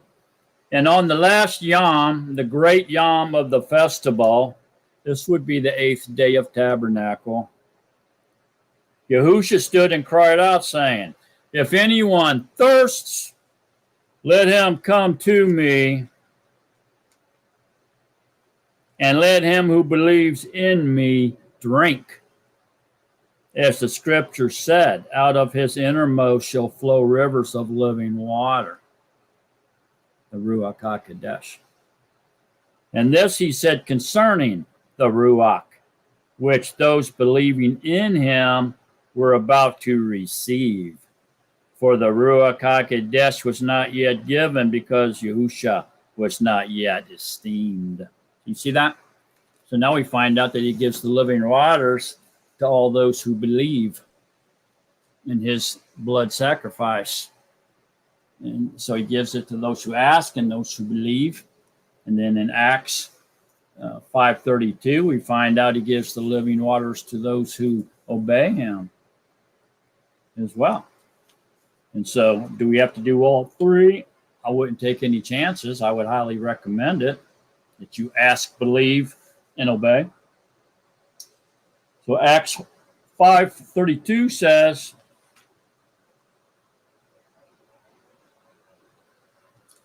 and we are his witnesses to these matters, and so also is the Ruach HaKodesh, whom Elohim has given to those who obey him. So here they get the outpouring of the Ruach, those who obey him. They get the living waters out of the rock of salvation. Psalms 114:8 says, who turned the rock into a pool of water, the flint into a fountain of water. Yahuwah, of course, he was the rock.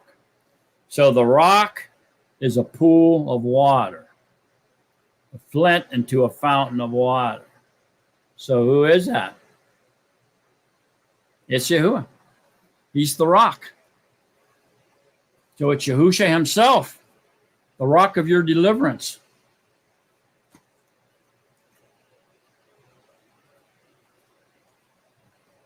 Boy. All right, so now let's get a quick look here at 1 Corinthians. So go to 1 Corinthians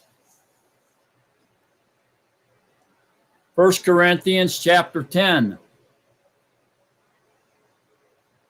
1 through 21 won't hurt us any. It'll actually esteem Yahuwah.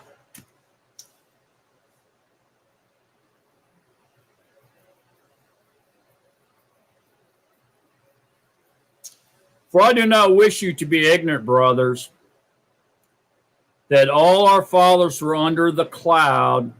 Cloud is nothing more than water, folks. The cloud is water. Is Yahuwah water? Boy, oh boy, the scriptures sure seem to suggest that. And all passed through the sea. Yeah, they passed through the sea in order to be immersed. And all were immersed into Moshe in the cloud, which is water, and in the sea of reeds, which is water. Now listen to this. And they all ate the same Ruach-like food. So this was not literal food. He said Ruach-like food. This is Paul, a Shaul of Torso saying this. So he's not saying they all eat literal food, is he? No, he's saying Ruach-like food. That's a big difference. And all drank the same Ruach-like drink. He's not saying literal, physical water or drink. He's saying Ruach-like. That's a big difference. Are you picking up what Paul was laying down here? For they drank of that Ruach-like rock. So they drank of the Ruach-like rock, which means what? He's not talking about drinking literal water from a literal rock. Did they do that? Yes, they did on two different occasions.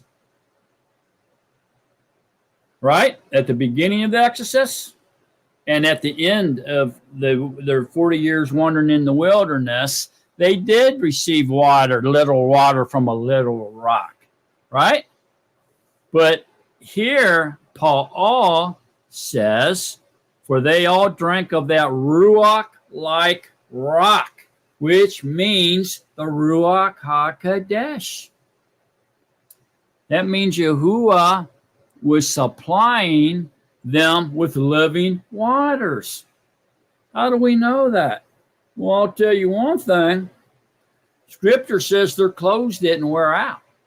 It says the sandals on their feet never wore out. It says Moses' eyes never dimmed and his strength never left him. It sounds like to me they were engulfed with the Ruach in one way or the other here.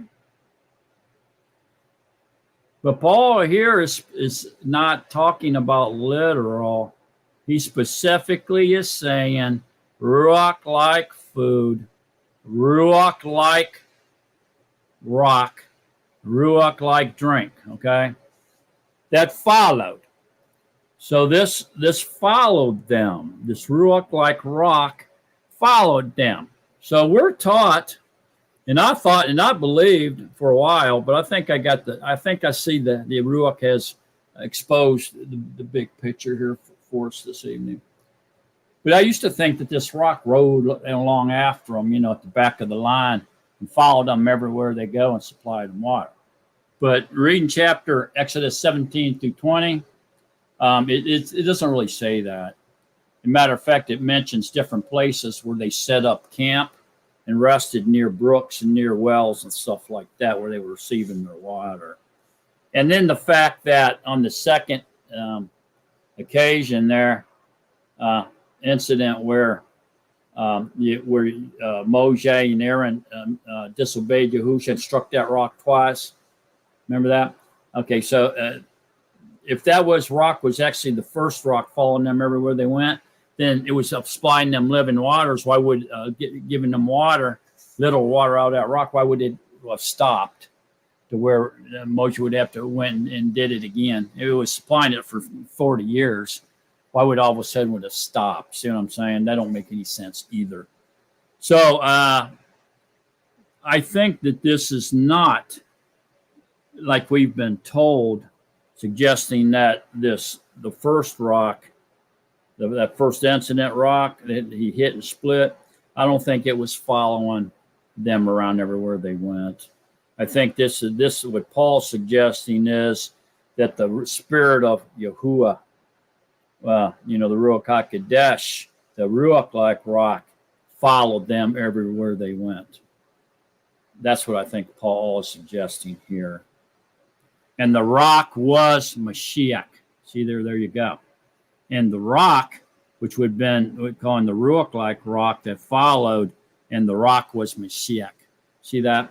So it was literally Mashiach following them around in his spiritual form as the Ruach HaKodesh. See that? So I think this is the revelation for us today. We can actually pick up on that, what Paul's laying down here, because he's not really saying that this literal. It was literal, right? And so what is they all ate the same Ruach-like food? What would that be then? Ruach-like. It wouldn't be the manna from heaven or the bread from heaven unless it's applying to Mashiach, but the bread from heaven or the manna from heaven was literal. I mean, they were actually seeing that, picking it up, feeling it, eating it, cooking it. And so it was a literal food. This says Ruach-like food. So Paul is suggesting the Ruach HaKodesh here when he says Ruach-like food. And then when Paul says they drank the same Ruach-like drink, he is suggesting the living waters, which is the Ruach HaKodesh, not water, literal water. And for they drank of that Ruach-like rock, and that followed, and the rock was Mashiach. See that? He was in the spirit as the Ruach HaKodesh. So Ruach-like drink, Ruach-like rock, rock was Mashiach, a Ruach-like food. This is all Paul is saying here, that the Ruach HaKodesh supplied them with all their needs. He supplied them with the Ruach-like food, the Ruach-like drink, and he was the Ruach-like rock that followed them everywhere they went, and the rock was Mashiach. You see it? So they're all the Ruach HaKodesh.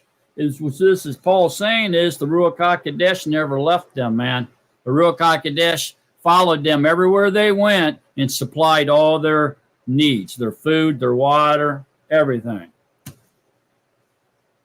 Protection, everything.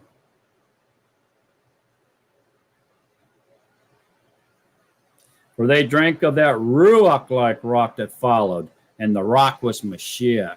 You see that? So this is all basically fulfillment of what we read in Exodus 17.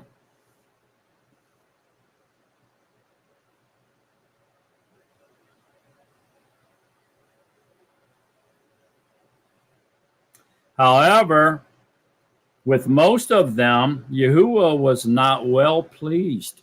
That's so sad. So sad. For they were laid low in the wilderness, and these became examples for us, so that we should not lust after evil as those indeed lusted. And do not become idolaters as some of them, as it has been written, the people sat down to eat and to drink, and stood up to play.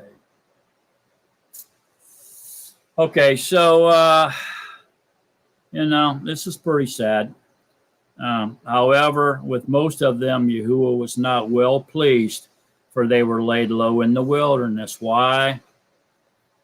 Because they were continually walking in the flesh, and they did not never entered into the spiritual realm, and they died in their flesh in the wilderness. So that's what that means.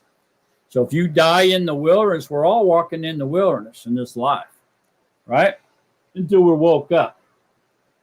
Once Yahuwah wakes us up and he supplies us with the same Ruach-like food, the same Ruach-like drink, and a Ruach-like rock that follows us and protects us, with that rock's the Mashiach, which means there's only one spirit.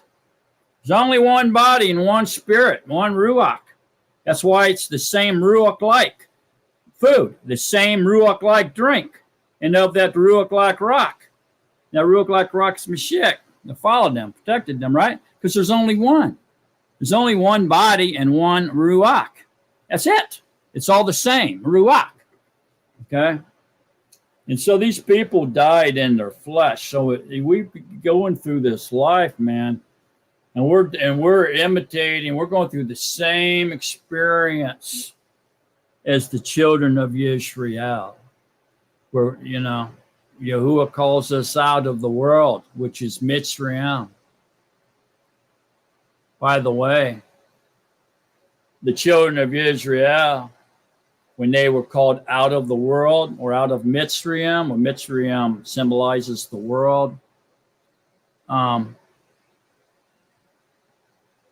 there were many nations that come out with them. There wasn't just them. And the majority of those nations that happened to be with them at that time and in captivity were Africans. And if you read about it, you'll see that the majority of them were from Cush and Put. And that takes you down around the good hope of Africa, or the Horn of Africa, almost. And I think it's on the East Coast, if I'm not mistaken, because Ethiopia is on the other side. Okay? And so these would have been mainly black people that come out of Mitzrayim, the world, with the Israelites. Now, the Israelites themselves were a coat of many colors. And especially later on, as they were dispersed among the nations and bred with other people, with other cultures and nations and races, they lightened up, they darkened up, and so forth and so on, and they became the coat of many nations, or which is the coat of many colors, which is indicated through the typified version, a story that we get through Joseph and his coat of many colors, right? And so Joseph comes out, we know he comes out of Mitzrayim, and so a coat of many colors, it comes out of him. And so what am I saying? I'm saying that the black race, the black people, had a lot to do with the Israelites, and they're heavily mentioned in the Tanakh and the Nazarene writings as well. Matter of fact, Moshe married a Cushite woman, and so we read about the Ethiopian queen, the queen of the south, which will be a witness against people on Judgment Day, right? Came out to seek out the wisdom of King Solomon that she'd heard about, and actually ended up marrying him, had a son by him, went back to Ethiopia because her son would be king there, and Solomon built a duplicate of Jerusalem in Ethiopia, an exact representation of Jerusalem for his son to rule out of. And so Africa and the Israelites have a big time connection there through Tanakh and the Nazarene writings, if we only have eyes to see. Okay, does that mean that the Hebrews, the original Israelites, were all blacks, like the black Hebrew people suggest? No, because Scripture although there's definitely a huge connection there between the black people of Africa and the people of Israel. Don't forget, they lived in Africa for 400 years, slaves under the Mitzrites. Okay, but there's a close connection there with them, but there's also a distinction that's kept in Scripture when they talk about the Israelites and the Mitzrayim and the Cushites. See what I'm saying? And so that separation or disconnect, if you will, remains, but yet, man, they're closely connected in many ways in history, written history in the Tanakh. Okay, so one thing I want to say, and then I'm going to move on from this, is I want everybody to understand that our Mashiach is a Hebrew. Okay, he's not an Anglo-Saxon. So all these pictures they show you of Yahushua Mashiach with blue eyes, blonde hair, a long nose, and blonde hair, long straight blonde hair, looking like a Roman, that's inaccurate, man. He's not an Anglo-Saxon. That you can take to the bank. All right, so let's move on here.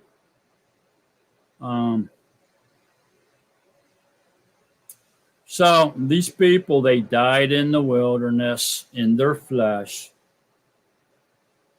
And it's the same as us, man. So in our walk through this life, we begin walking in the wilderness. We begin in the wilderness journey, do we not? And we get trained by Yahuwah, just like he did the children of Israel.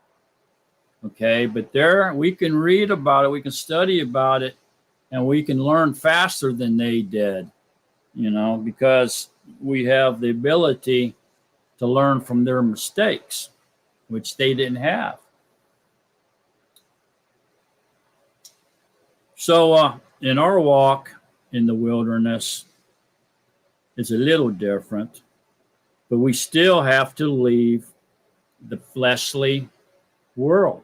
We have to leave the world, leave these fleshly bodies, and enter into the spiritual realm where truth and love resides. Otherwise, we too will be stuck in the wilderness, and we will die in the wilderness, and we will never be able to cross over and become a Hebrew.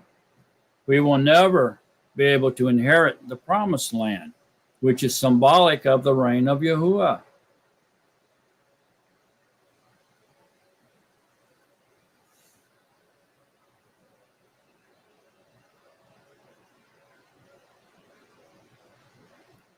Neither should we commit whoring as some of them did.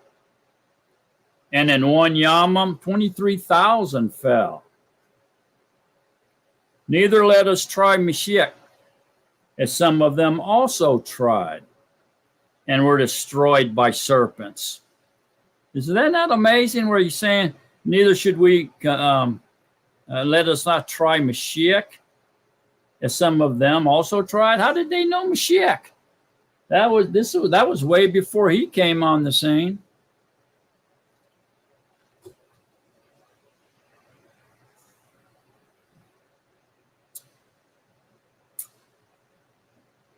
They were destroyed by serpents. They got bit by them snakes.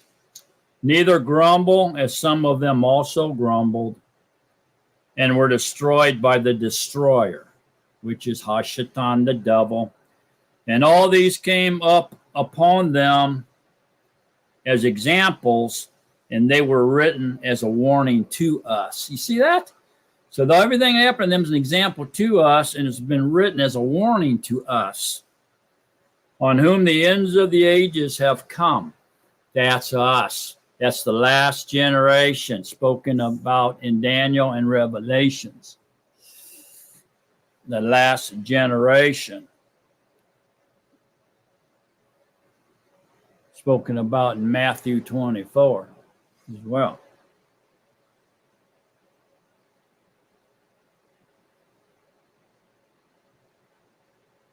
on whom the ends of the ages have come. That's us. So they're an example and a warning to us what to do and what not to do. So if you're confused, go back and read the Tanakh. Matter of fact, Jeremiah speaks loudly, very loudly. Did you know that the guy that rescued Jeremiah out of the pit he was in was a black man? Did you know that?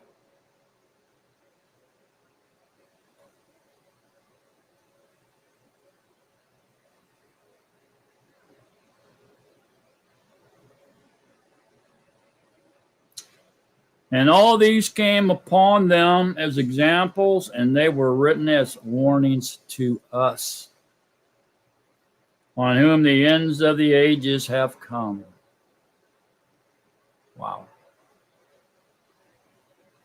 So that he who thinks he stands, let him take heed lest he fall. No trial has overtaken you except such as is common to man, and Yahuwah is trustworthy, and shall not allow you to be tested beyond what you are able. But with the test shall also make the way of escape, enabling you to bear it. Therefore, my beloved ones, flee from idolatry. I speak to you as wise men. Judge for yourself what I say. The cup of blessing which we bless is not a sharing in the blood of Mashiach. The bread that we break, is it not a sharing in the body of Mashiach? Because there is one bread, we who are many are one body, for we all partake of the one bread. That's the Ruach HaKodesh, people.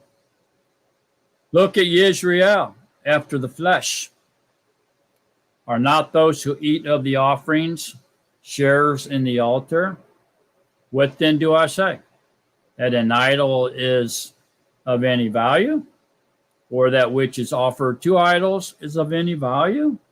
No, but what the nations offer, they offer to demons, and not to Yahuwah.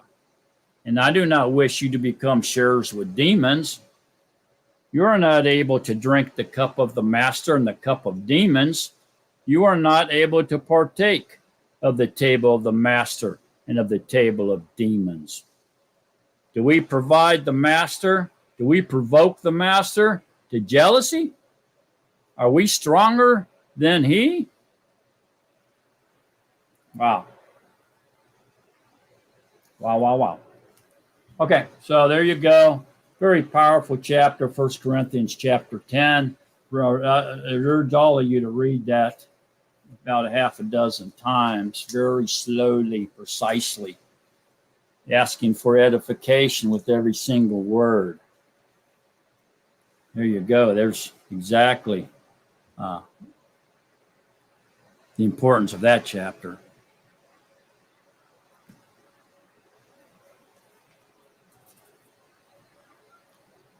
All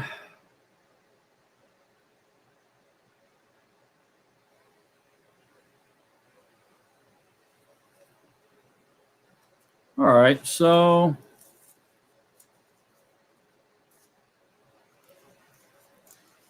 this is a very interesting little study, isn't it?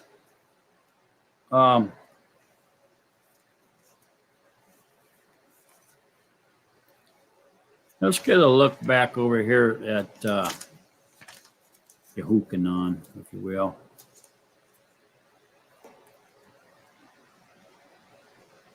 Yehukanan 4.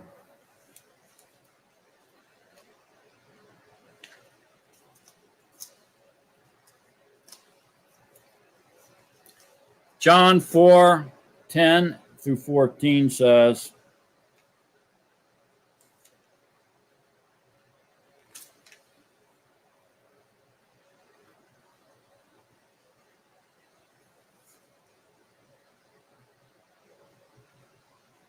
Yahusha answered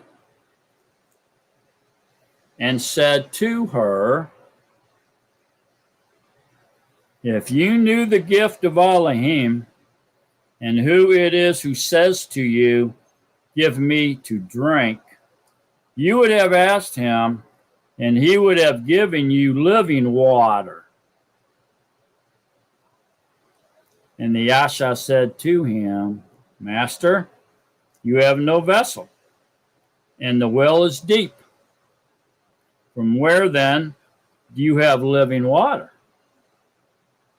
Are you greater than our father Jacob, who gave us the well and drank from it himself and his sons and his cattle?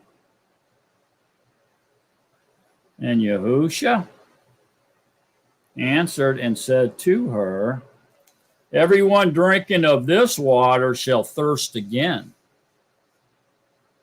And we know they did, right? They were drinking from that water that came out of that rock when Moshe hit it and split it.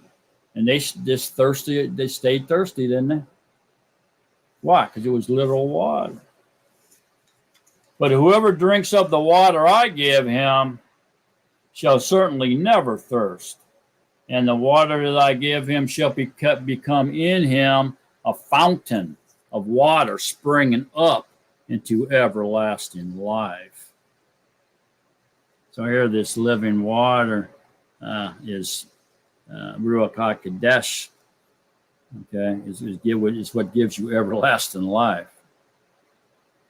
The Yasha said to him, Master, give me this water so that I do not thirst, nor come here to draw. And Yahusha said to her, go call your husband and come here. And the Yasha answered and said, I have no husband. Yahusha said to her, you have said well, I have no husband, for you have had 5 husbands, and the one whom you now have is not your husband. What you have said is true. And the Yasha said to him, Master, I see you are a prophet. Our fathers worshipped on this mountain, but you people say that in Jerusalem is the place where one needs to worship. And Yahusha said to her, Asha, believe me, the hour is coming when you shall neither on this mountain nor in Jerusalem worship the Father. You worship what you do not know. We worship what we know.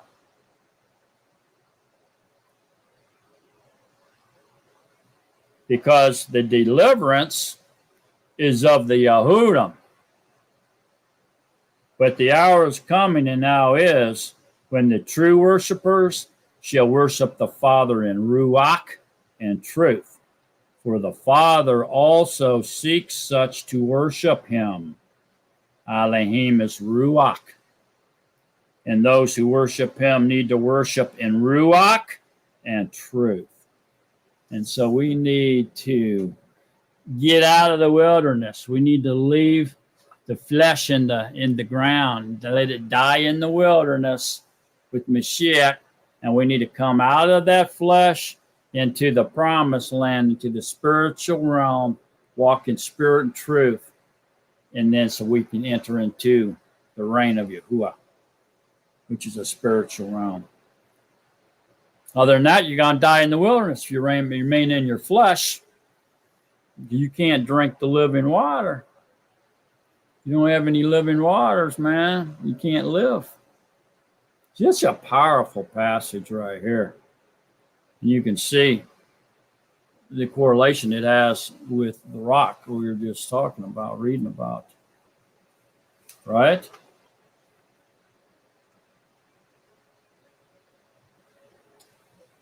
Yeah. So let's move over to Yehukanan 7, if you will.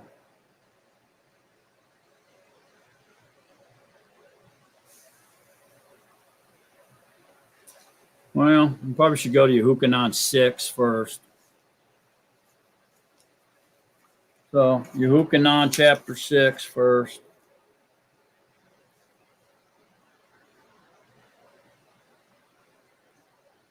It says,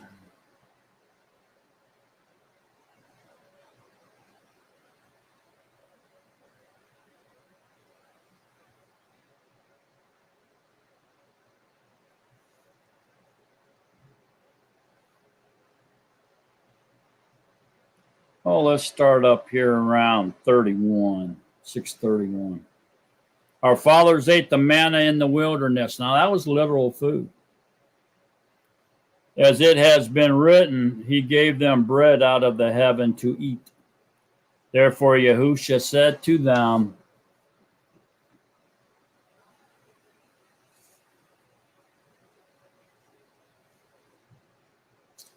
this is the work of Elohim, that you believe in him who he sent. So they said to him, what sign then would you do, so that we see and believe you? What would you do? Our fathers ate the manna in the wilderness. As it has been written, he gave them bread out of the heaven to eat. Therefore Yahusha said to them, truly, truly, I say to you, Moshe did not give you the bread out of the heaven, but my Father gives you the true bread out of the heaven, which would be the Ruach HaKodesh, the rock. For the bread of Elohim is he who comes down out of the heaven and gives life to the world. So the life came down out of the heaven and gave life to the world. That's the true bread, okay? So they said to him, Master, give us this bread always. And Yahusha said to them, I am the bread of life. He who comes to me shall not get hungry at all, and he who believes in me shall not get thirsty at all. That means you're going to have eternal life. You have to have drink the ruach and eat the ruach. Ruach like food, ruach like drink, man, in order to obtain eternal life, which is reality. That's the reality you're seeking. Right now, you're living in a delusion, in a matrix of a delusion.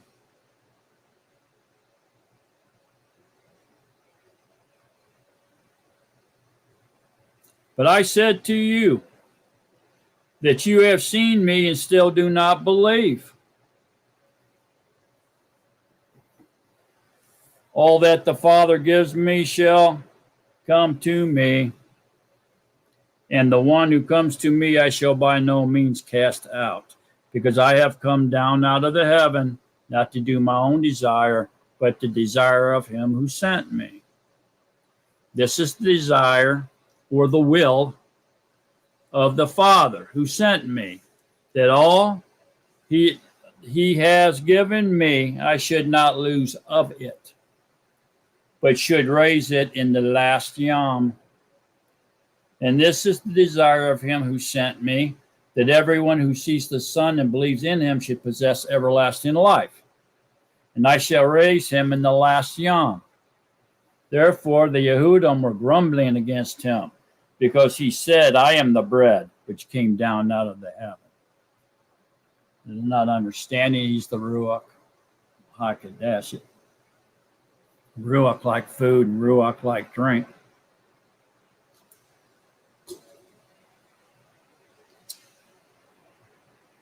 And then they said, is not this Yahusha, the son of Joseph, whose father and mother we know? How is it then that he says, I have come down out of the heaven? Then Yahusha answered and said to them, do not grumble with one another. No one is able to come to me unless the Father who sent me draws him. And I shall raise him in the last yom. It has been written in the prophets, and they shall be all taught by Yahuwah. You're being taught by Yahuwah right now. Are you picking up what Yahuwah's laying down?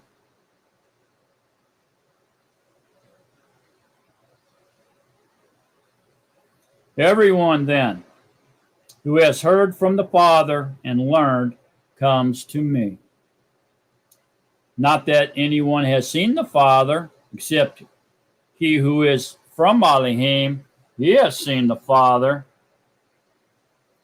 Truly, truly, I say to you, he who believes in me possesses everlasting life. I am the bread of life.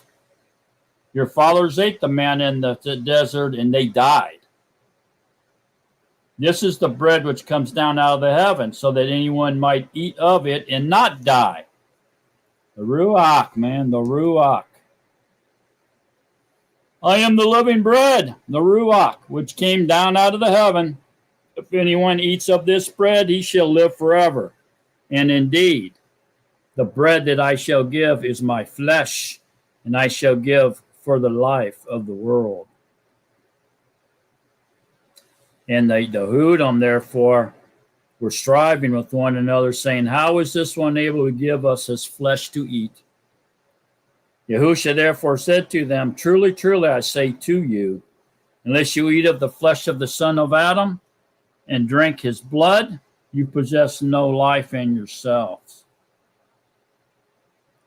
He who eats my flesh and drinks my blood possesses everlasting life, and I shall raise him in the last Yom. For my flesh is truly food, and my blood is truly drink. He who eats the flesh and drinks my blood stays in me, and I in him.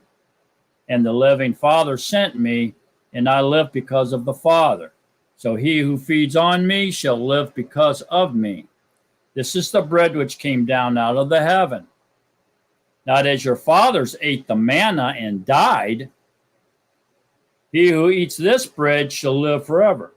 Speaking of the Ruach HaKodesh, the Ruach like food and the Ruach like drink.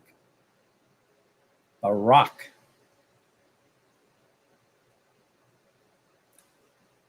He said this in a congregation, teaching in Capharnaum. Therefore, many of his pupils, having heard this, said, this word is hard. Who is able to hear it? Well, they should have been studying the Tanakh, and then they would have understood. But Yahusha, knowing within himself that his pupils were grumbling about this, said to them, does this make you stumble? What if you see the son of Adam going up where he was before? Oh, you mean he predestined the incarnation? Well, he absolutely did. That means he was sent. He wasn't birthed. He's not from human semen. And the Ruach HaKodesh doesn't have semen because the Ruach HaKodesh is spirit. And so he was sent from Yahuwah to be born of a woman. It is the Ruach that gives life. The flesh does not profit at all. The words that I speak to you are Ruach. See that? They're Ruach, man. They're not literal.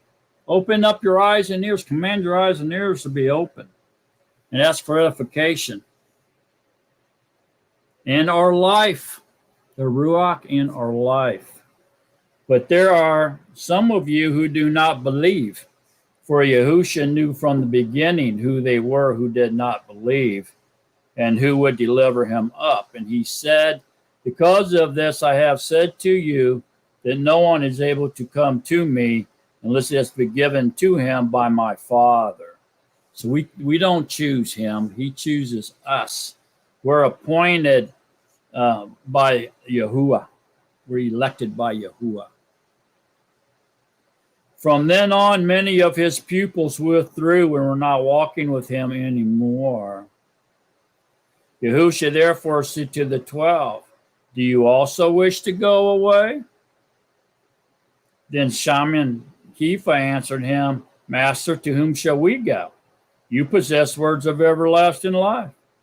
And we have believed, and we know that you are the Mashiach, the Son of the living Elohim. In other words, the Lamb of Yahuwah who came to die. Yahusha answered them, have I not chosen you, the 12, and one of you is a devil? He was now speaking of Yehuda from Kuriath, the son of Shimon, for he, one of the 12, was about to deliver him up. So those who have not been given to Mashiach by Yahuwah are not chosen, and those who have not been chosen or elected will not understand the teaching and will leave. it will be too hard for them and they will leave. Go seek out a more literal, fleshly teaching that they can understand, because they refuse to come out of the wilderness and die, let their flesh die in the wilderness, so that they can walk in the spirit and the truth with Yahuwah, with Yahushua HaMashiach and his spirit of truth, which is the Ruach HaKodesh. Go to Yehukanan 7. Yehukanan 7, we're getting close to the end here, folks. Told you I was going to try to cut this one a little bit short. I'm going to look in Yehukanan 7, 37 through 39. Very powerful little passage right here, so listen closely or you'll miss it. On the last Yom, the great Yom of the festival, which is the 8th day of Tabernacles, Yahushua stood and cried out, saying, if anyone thirsts, let him come to me, and let him who believes in me drink. That means receive the Ruach HaKodesh. So here again, and let him who believes in me drink. So in Yehukanan 7, 37 through 39 says he gives the Ruach to those who believe. So here he's confirming it. And let him who believes in me drink. If anyone thirsts, let him come to me. And let him who believes in me drink. So he'll give you the Ruach HaKodesh. As the scripture said, out of his innermost shall flow rivers of living water.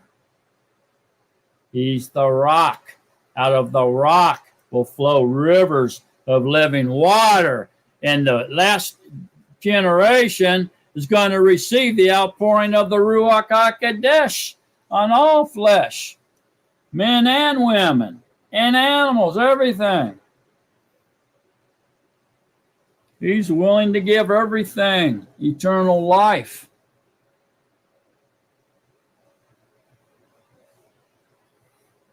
And this he said concerning the Ruach. There's confirmation, which those believing in him, here it is, were about to receive, for the Ruach HaKodesh was not yet given, because Yahushua was not yet esteemed. So there we go. So we can see it's we had to wait on Yahushua to be esteemed before he could give the outpouring of the Ruach HaKodesh on all flesh, which tells us what? That only Yahushua HaMashiach can immerse you in the Ruach HaKodesh and give you the living waters to drink, or the bread from heaven to eat, if you will. Okay, look at Revelations 22. Revelations 22.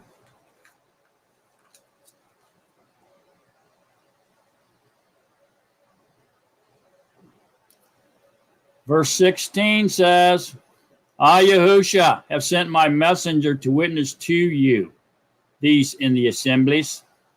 I am the root and the offspring of Daud, the bright and morning star.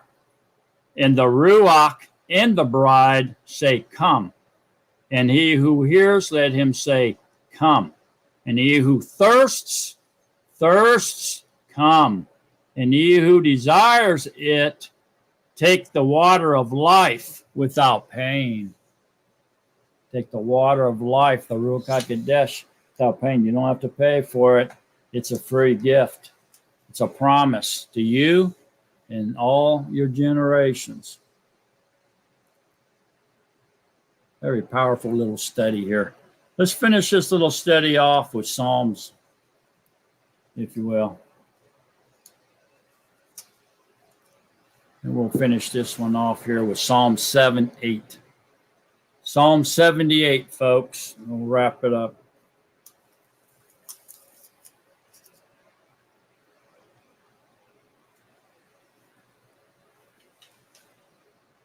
Psalm 78.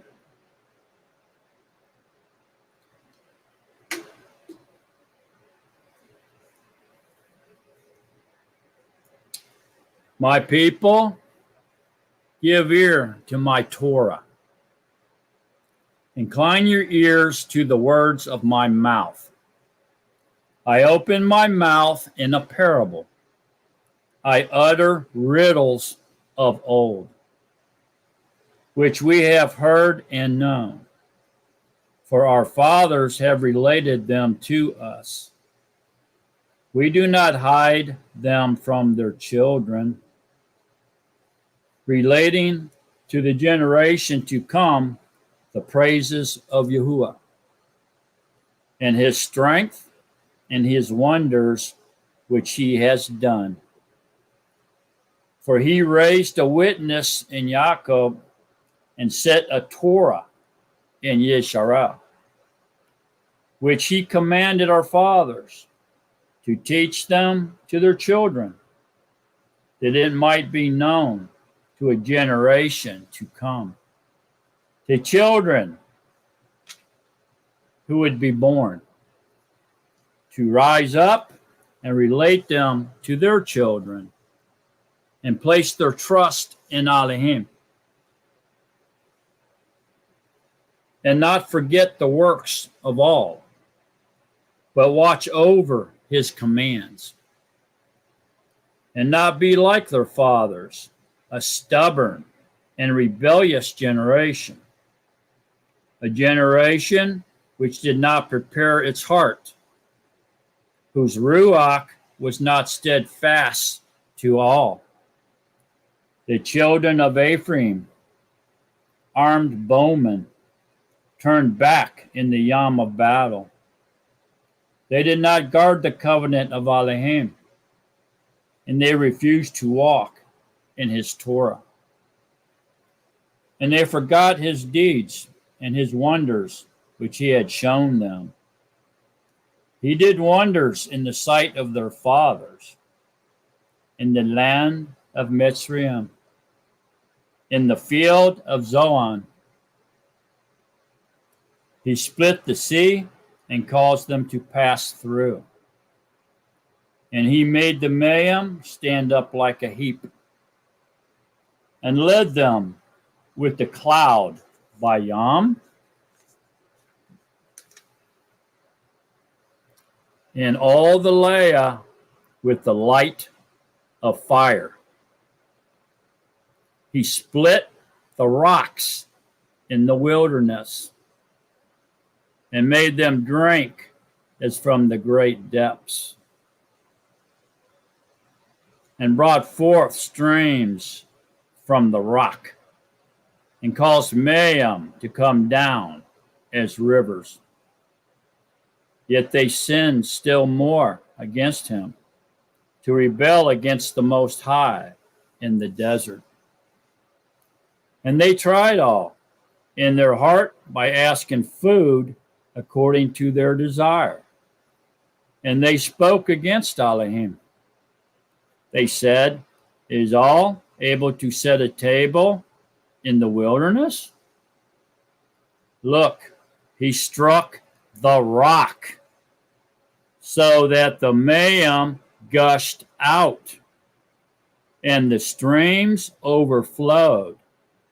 Is he able to give bread also? Would he provide meat for his people?" Therefore, Yahuwah heard, and he was angered.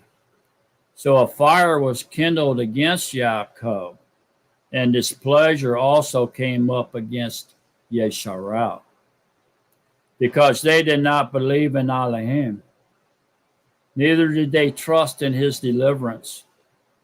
Yet he had commanded the clouds above, and opened the doors of the Shemayim. Men ate bread of the mighty. He sent them provisions to satisfaction. He made an east wind blow in the Shemayim, and by his power he brought in the south wind. And he rained meat on them like the dust, and winged birds like the sand of the Yamim, the seas. And let them fall in the midst of his camp, all around his Mishkan. So they ate and were completely satisfied, for he brought them what they desired. They had not turned away from their desire. Their food was still in their mouths. When the wrath of Elohim came against them, and he slew among their fat ones, and he struck down the choice ones of Yisrael. In spite of all this, they still sinned and did not believe in his wonders. So he ended their yamam in a breath, and their years in trouble. When he slew them, then they sought him, and they returned and did earnestly seek all. And they remembered that Elohim was their rock, and the Most High, all their Redeemer. But they flattered him with their mouth, and they lied to him with their tongue. For their heart was not steadfast with him, and they were not true to his covenant. But he, the compassionate one, pardoned crookedness and did not destroy them. And many a time he turned his displeasure away and did not stir up all his wrath.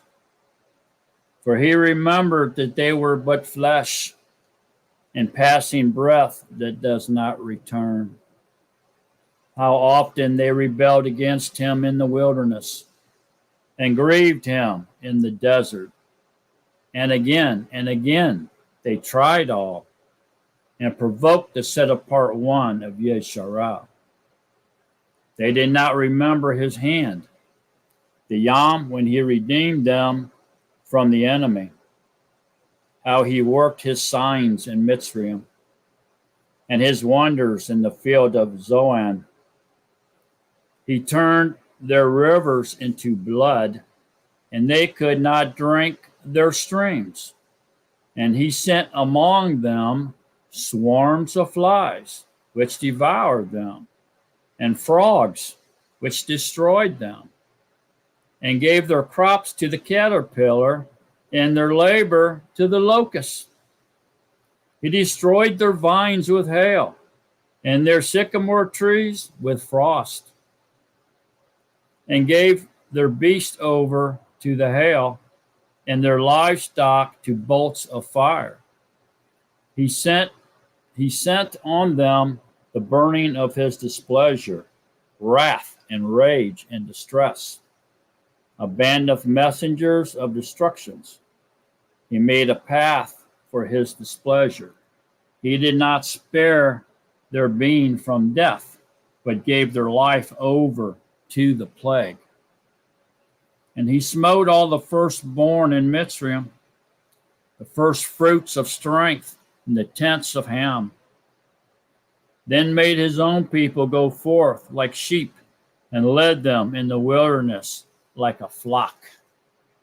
And he led them on safely, and they did not fear, for the sea covered their enemies.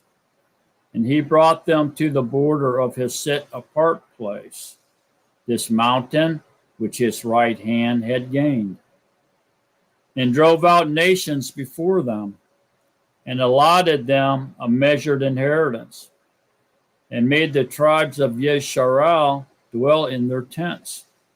Yet they tried and rebelled against the Most High Elohim, and did not guard his witnesses.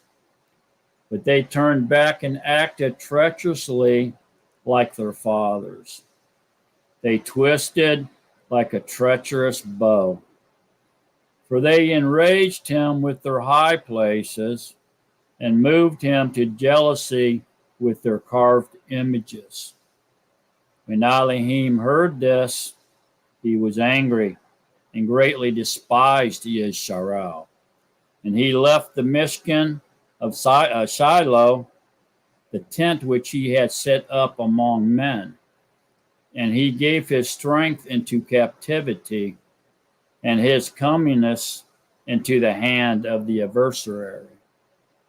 and he gave his people over to the sword, and he was angry with his inheritance, which was Israel. His young men were consumed by fire, and his maidens were not praised. His priests fell by the sword, and their widows could not weep. Then Yahuwah awoke as one asleep, as a mighty man who shouts because of wine. And he smote the adversaries backward, and he put them to an everlasting reproach.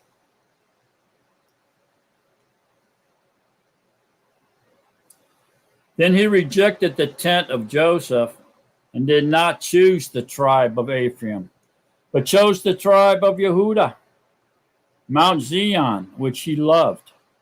And he built his set-apart place like the heights, like the Eretz. He founded it forever. And he chose Daud his servant and took him from the sheepfolds.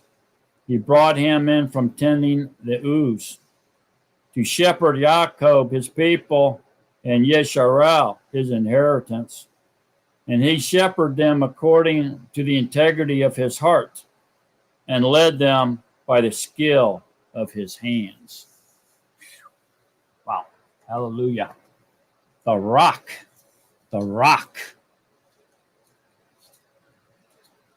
So that's pretty much it.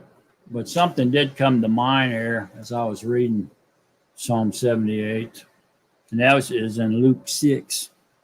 So let's quickly go to Luke 6, 48 and 49. Last two verses here in Luke 6. Luke 6, 48 and 49 says, he is like a man building a house who dug deep and laid a foundation on the rock. And when a flood came, the stream burst against that house, but was unable to shake it, for it was founded on the rock. But the one hearing and not doing is like a man who built a house on the Eretz without a foundation, against which the stream burst, and immediately it fell. And the ruin of that house was great. Was great. Hallelujah, hallelujah, hallelujah, hallelujah. The rock. So there you go, folks. That's the end of tonight's study. I hope you all got as much out of that as I did. I found it a very intriguing little study, and I think it should help quite a few of us. They needed some doors opened there, some windows to be opened. We could see a little bit more clearly through those frosted windows. And I think if you're able to pick up what Scripture is laying down here this evening, you're doing well. If not, hopefully pray for edification and review it. And I think hopefully things will start opening up for you.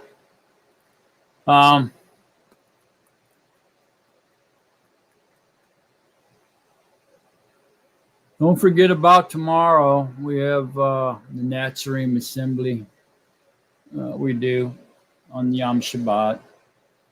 And it's on the same channel here, Sparking You is Yah channel. And we go on to StreamYard, live broadcast it. And we invite 10 people. Slots are open for participants in the study group. And then we have a full chat room and where you can just observe, be incognito and observe whatever you want to do. But it's our scriptural study group. We do it every week. We're in the book of Matthew. And so far, it's been quite the interesting study. I think most of you will agree. A lot of things have come up. Yahuwah has taught us a lot of things. And this little study tonight, reciprocated off of last week's scriptural study group. So, we learn a lot, and Yahuwah is willing to teach us more and more as we show him that we want to know more and more. So we have to want it. We have to want it badly. So the more we want truth, the more he's willing to give it to us and feed us the truth. So, yeah, tomorrow, 12 o'clock p.m. Eastern Standard Time, noontime, lunchtime, 11 o'clock a.m. here in Texas, we start. And it's a fun study. It's a fun time. And we really enjoy each other's company. And we all get to speak and give input, ask questions, give comments, tell others our thoughts, write in our thoughts on the chat room, and catch up with our brothers and sisters. And most importantly, we get to learn about Yahuwah, and worship and praise Yahuwah, spend time with Yahuwah. So that's the most important. And the big bonus of it all is we're helping you stay obedient to the fourth commandment, to remember Yom Shabbat and guard it as Kadesh. That way, if you're with us and you're in the study group and you're studying Scripture and learning about Yahuwah, you don't have time to forget about Yom Shabbat and go out and buy things or sell things or do work or, turn your attention away from Yahuwah and your brothers and sisters in the body. So it provides you a way to stay obedient. And we all know that we need help with that fourth commandment. It's the only command that starts off with remember.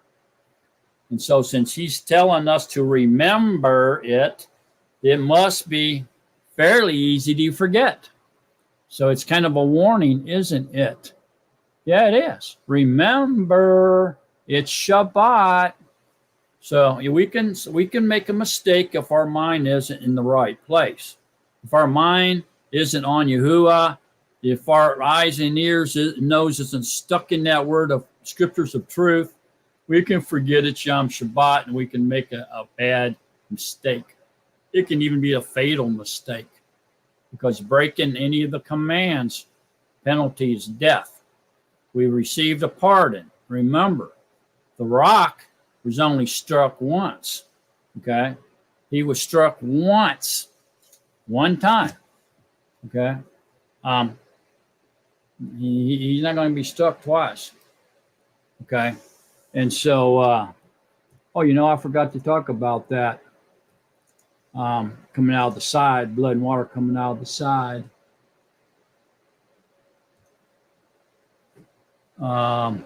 Let's go to that real quick.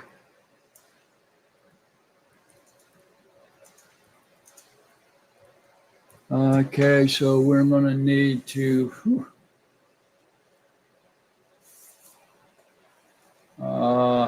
John 19. I forgot to mark it. That's why I forgot it. But let's go to it because it's kind of important. I want you all to see it. So Yehukanan 19, real quick.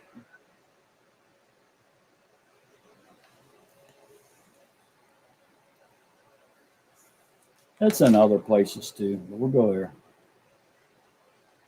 So be 34. We'll go up to 32. So John 19:32. Therefore,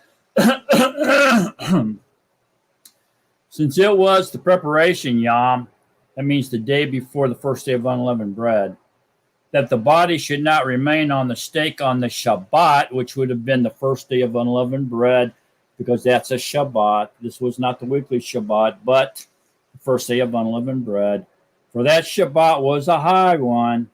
The Yehudim asked Pilate to have their legs broken, and that will be taken away, and that they may be taken away. Therefore the soldiers came and broke the legs of the first and the other who was staked with him. But when they came to Yahusha and they saw that he was already dead, they did not break his legs. But one of the soldiers pierced his side with the spear, and immediately blood and water came out. And he who has seen has witnessed, and his witness is true, and he knows that he is speaking the truth in order that you might believe. And so this took place in order for the suffer to be concluded, not one of his bones shall be broken. And again, another scripture says they shall look on him who they pierced. And so that was the law of the Passover. So they're not allowed to break any bones of the lamb. And so none of his bones were allowed to be broken. But here we see that he was struck once with the spear in the side, and the water gushed out. The living waters gushed out upon the earth, the blood and the water. Okay, and so that's an amazing thing there. And where you go over and we can see Eleazar here, or Yehukanan, reciprocating off of that, his teaching in a letter that he wrote that they call First Yehukanan in Yehukanan 5. And so he kind of reciprocates off of that, or extends that teaching in First Yehukanan 5, 6. This is the one that came by water and blood, Yahushua Mashiach, not only by water, but by water and blood. And it is the Ruach who bears witness, because the Ruach is the truth. Because there are three who bear witness, the Ruach and the water and the blood, and the three are in agreement. And so there that is. That's all part of your rebirth, coming out of the water, the blood applying, being reborn, just like you're coming out of your mother's womb in the water and the blood, and you come in your rebirth. And so the striking of the rock, which was Yahushua himself, produced the water from the side. As he hung on the stake, the water gushed out, and it was symbolic, if you will, of him pouring out the living waters from his belly upon those people that were crying out for deliverance, which he had prophesied, did he not? Yeah, he prophesied about that in Yehukanan when he said, out of his innermost will gush rivers of living water. And then remember, it said he was speaking about the Ruach. And so this is what this is talking about. This is the fulfillment of that, when the spear got stuck in the side and the water gushed out, was the symbolic of the gushing out of his belly, the living waters of the Ruach HaKodesh that would give men life. Okay? So the water and the blood and the Ruach is indication of your water immersion, your spiritual immersion by Yahusha. Those two immersions together make up the one immersion for the one body, and the Ruach is the truth. Okay, and so the truth is that you were reborn again of the water and of the Spirit. It's stated in Yukonon 3:5, which is a must for salvation. It's a big time salvation issue. So there you go. Sorry I forgot about that, but I got it before I got off of here. That's all that matters. And I hope you all are picking up what I'm laying down on that. I'm sorry I kind of rushed through it. But anyway, thanks for being here. Thanks for participating in the chat room and studying along with me. I appreciate it more than you'll ever know. And I know Yahushua loves all of you with everlasting love, and he really appreciates your attendance and you getting to know him better and study about him. And don't forget about tomorrow, Nazarene Assembly Scriptural Study Group, right here on the same channel, 12 o'clock p.m. Eastern Standard Time. Be there or be square. And remember to stay in love with Yahushua HaMashiach. So long, Nazarene, beloved of Yahuwah. So long, everyone. See you tomorrow or next week, your choice. Peace, joy, and love to everyone.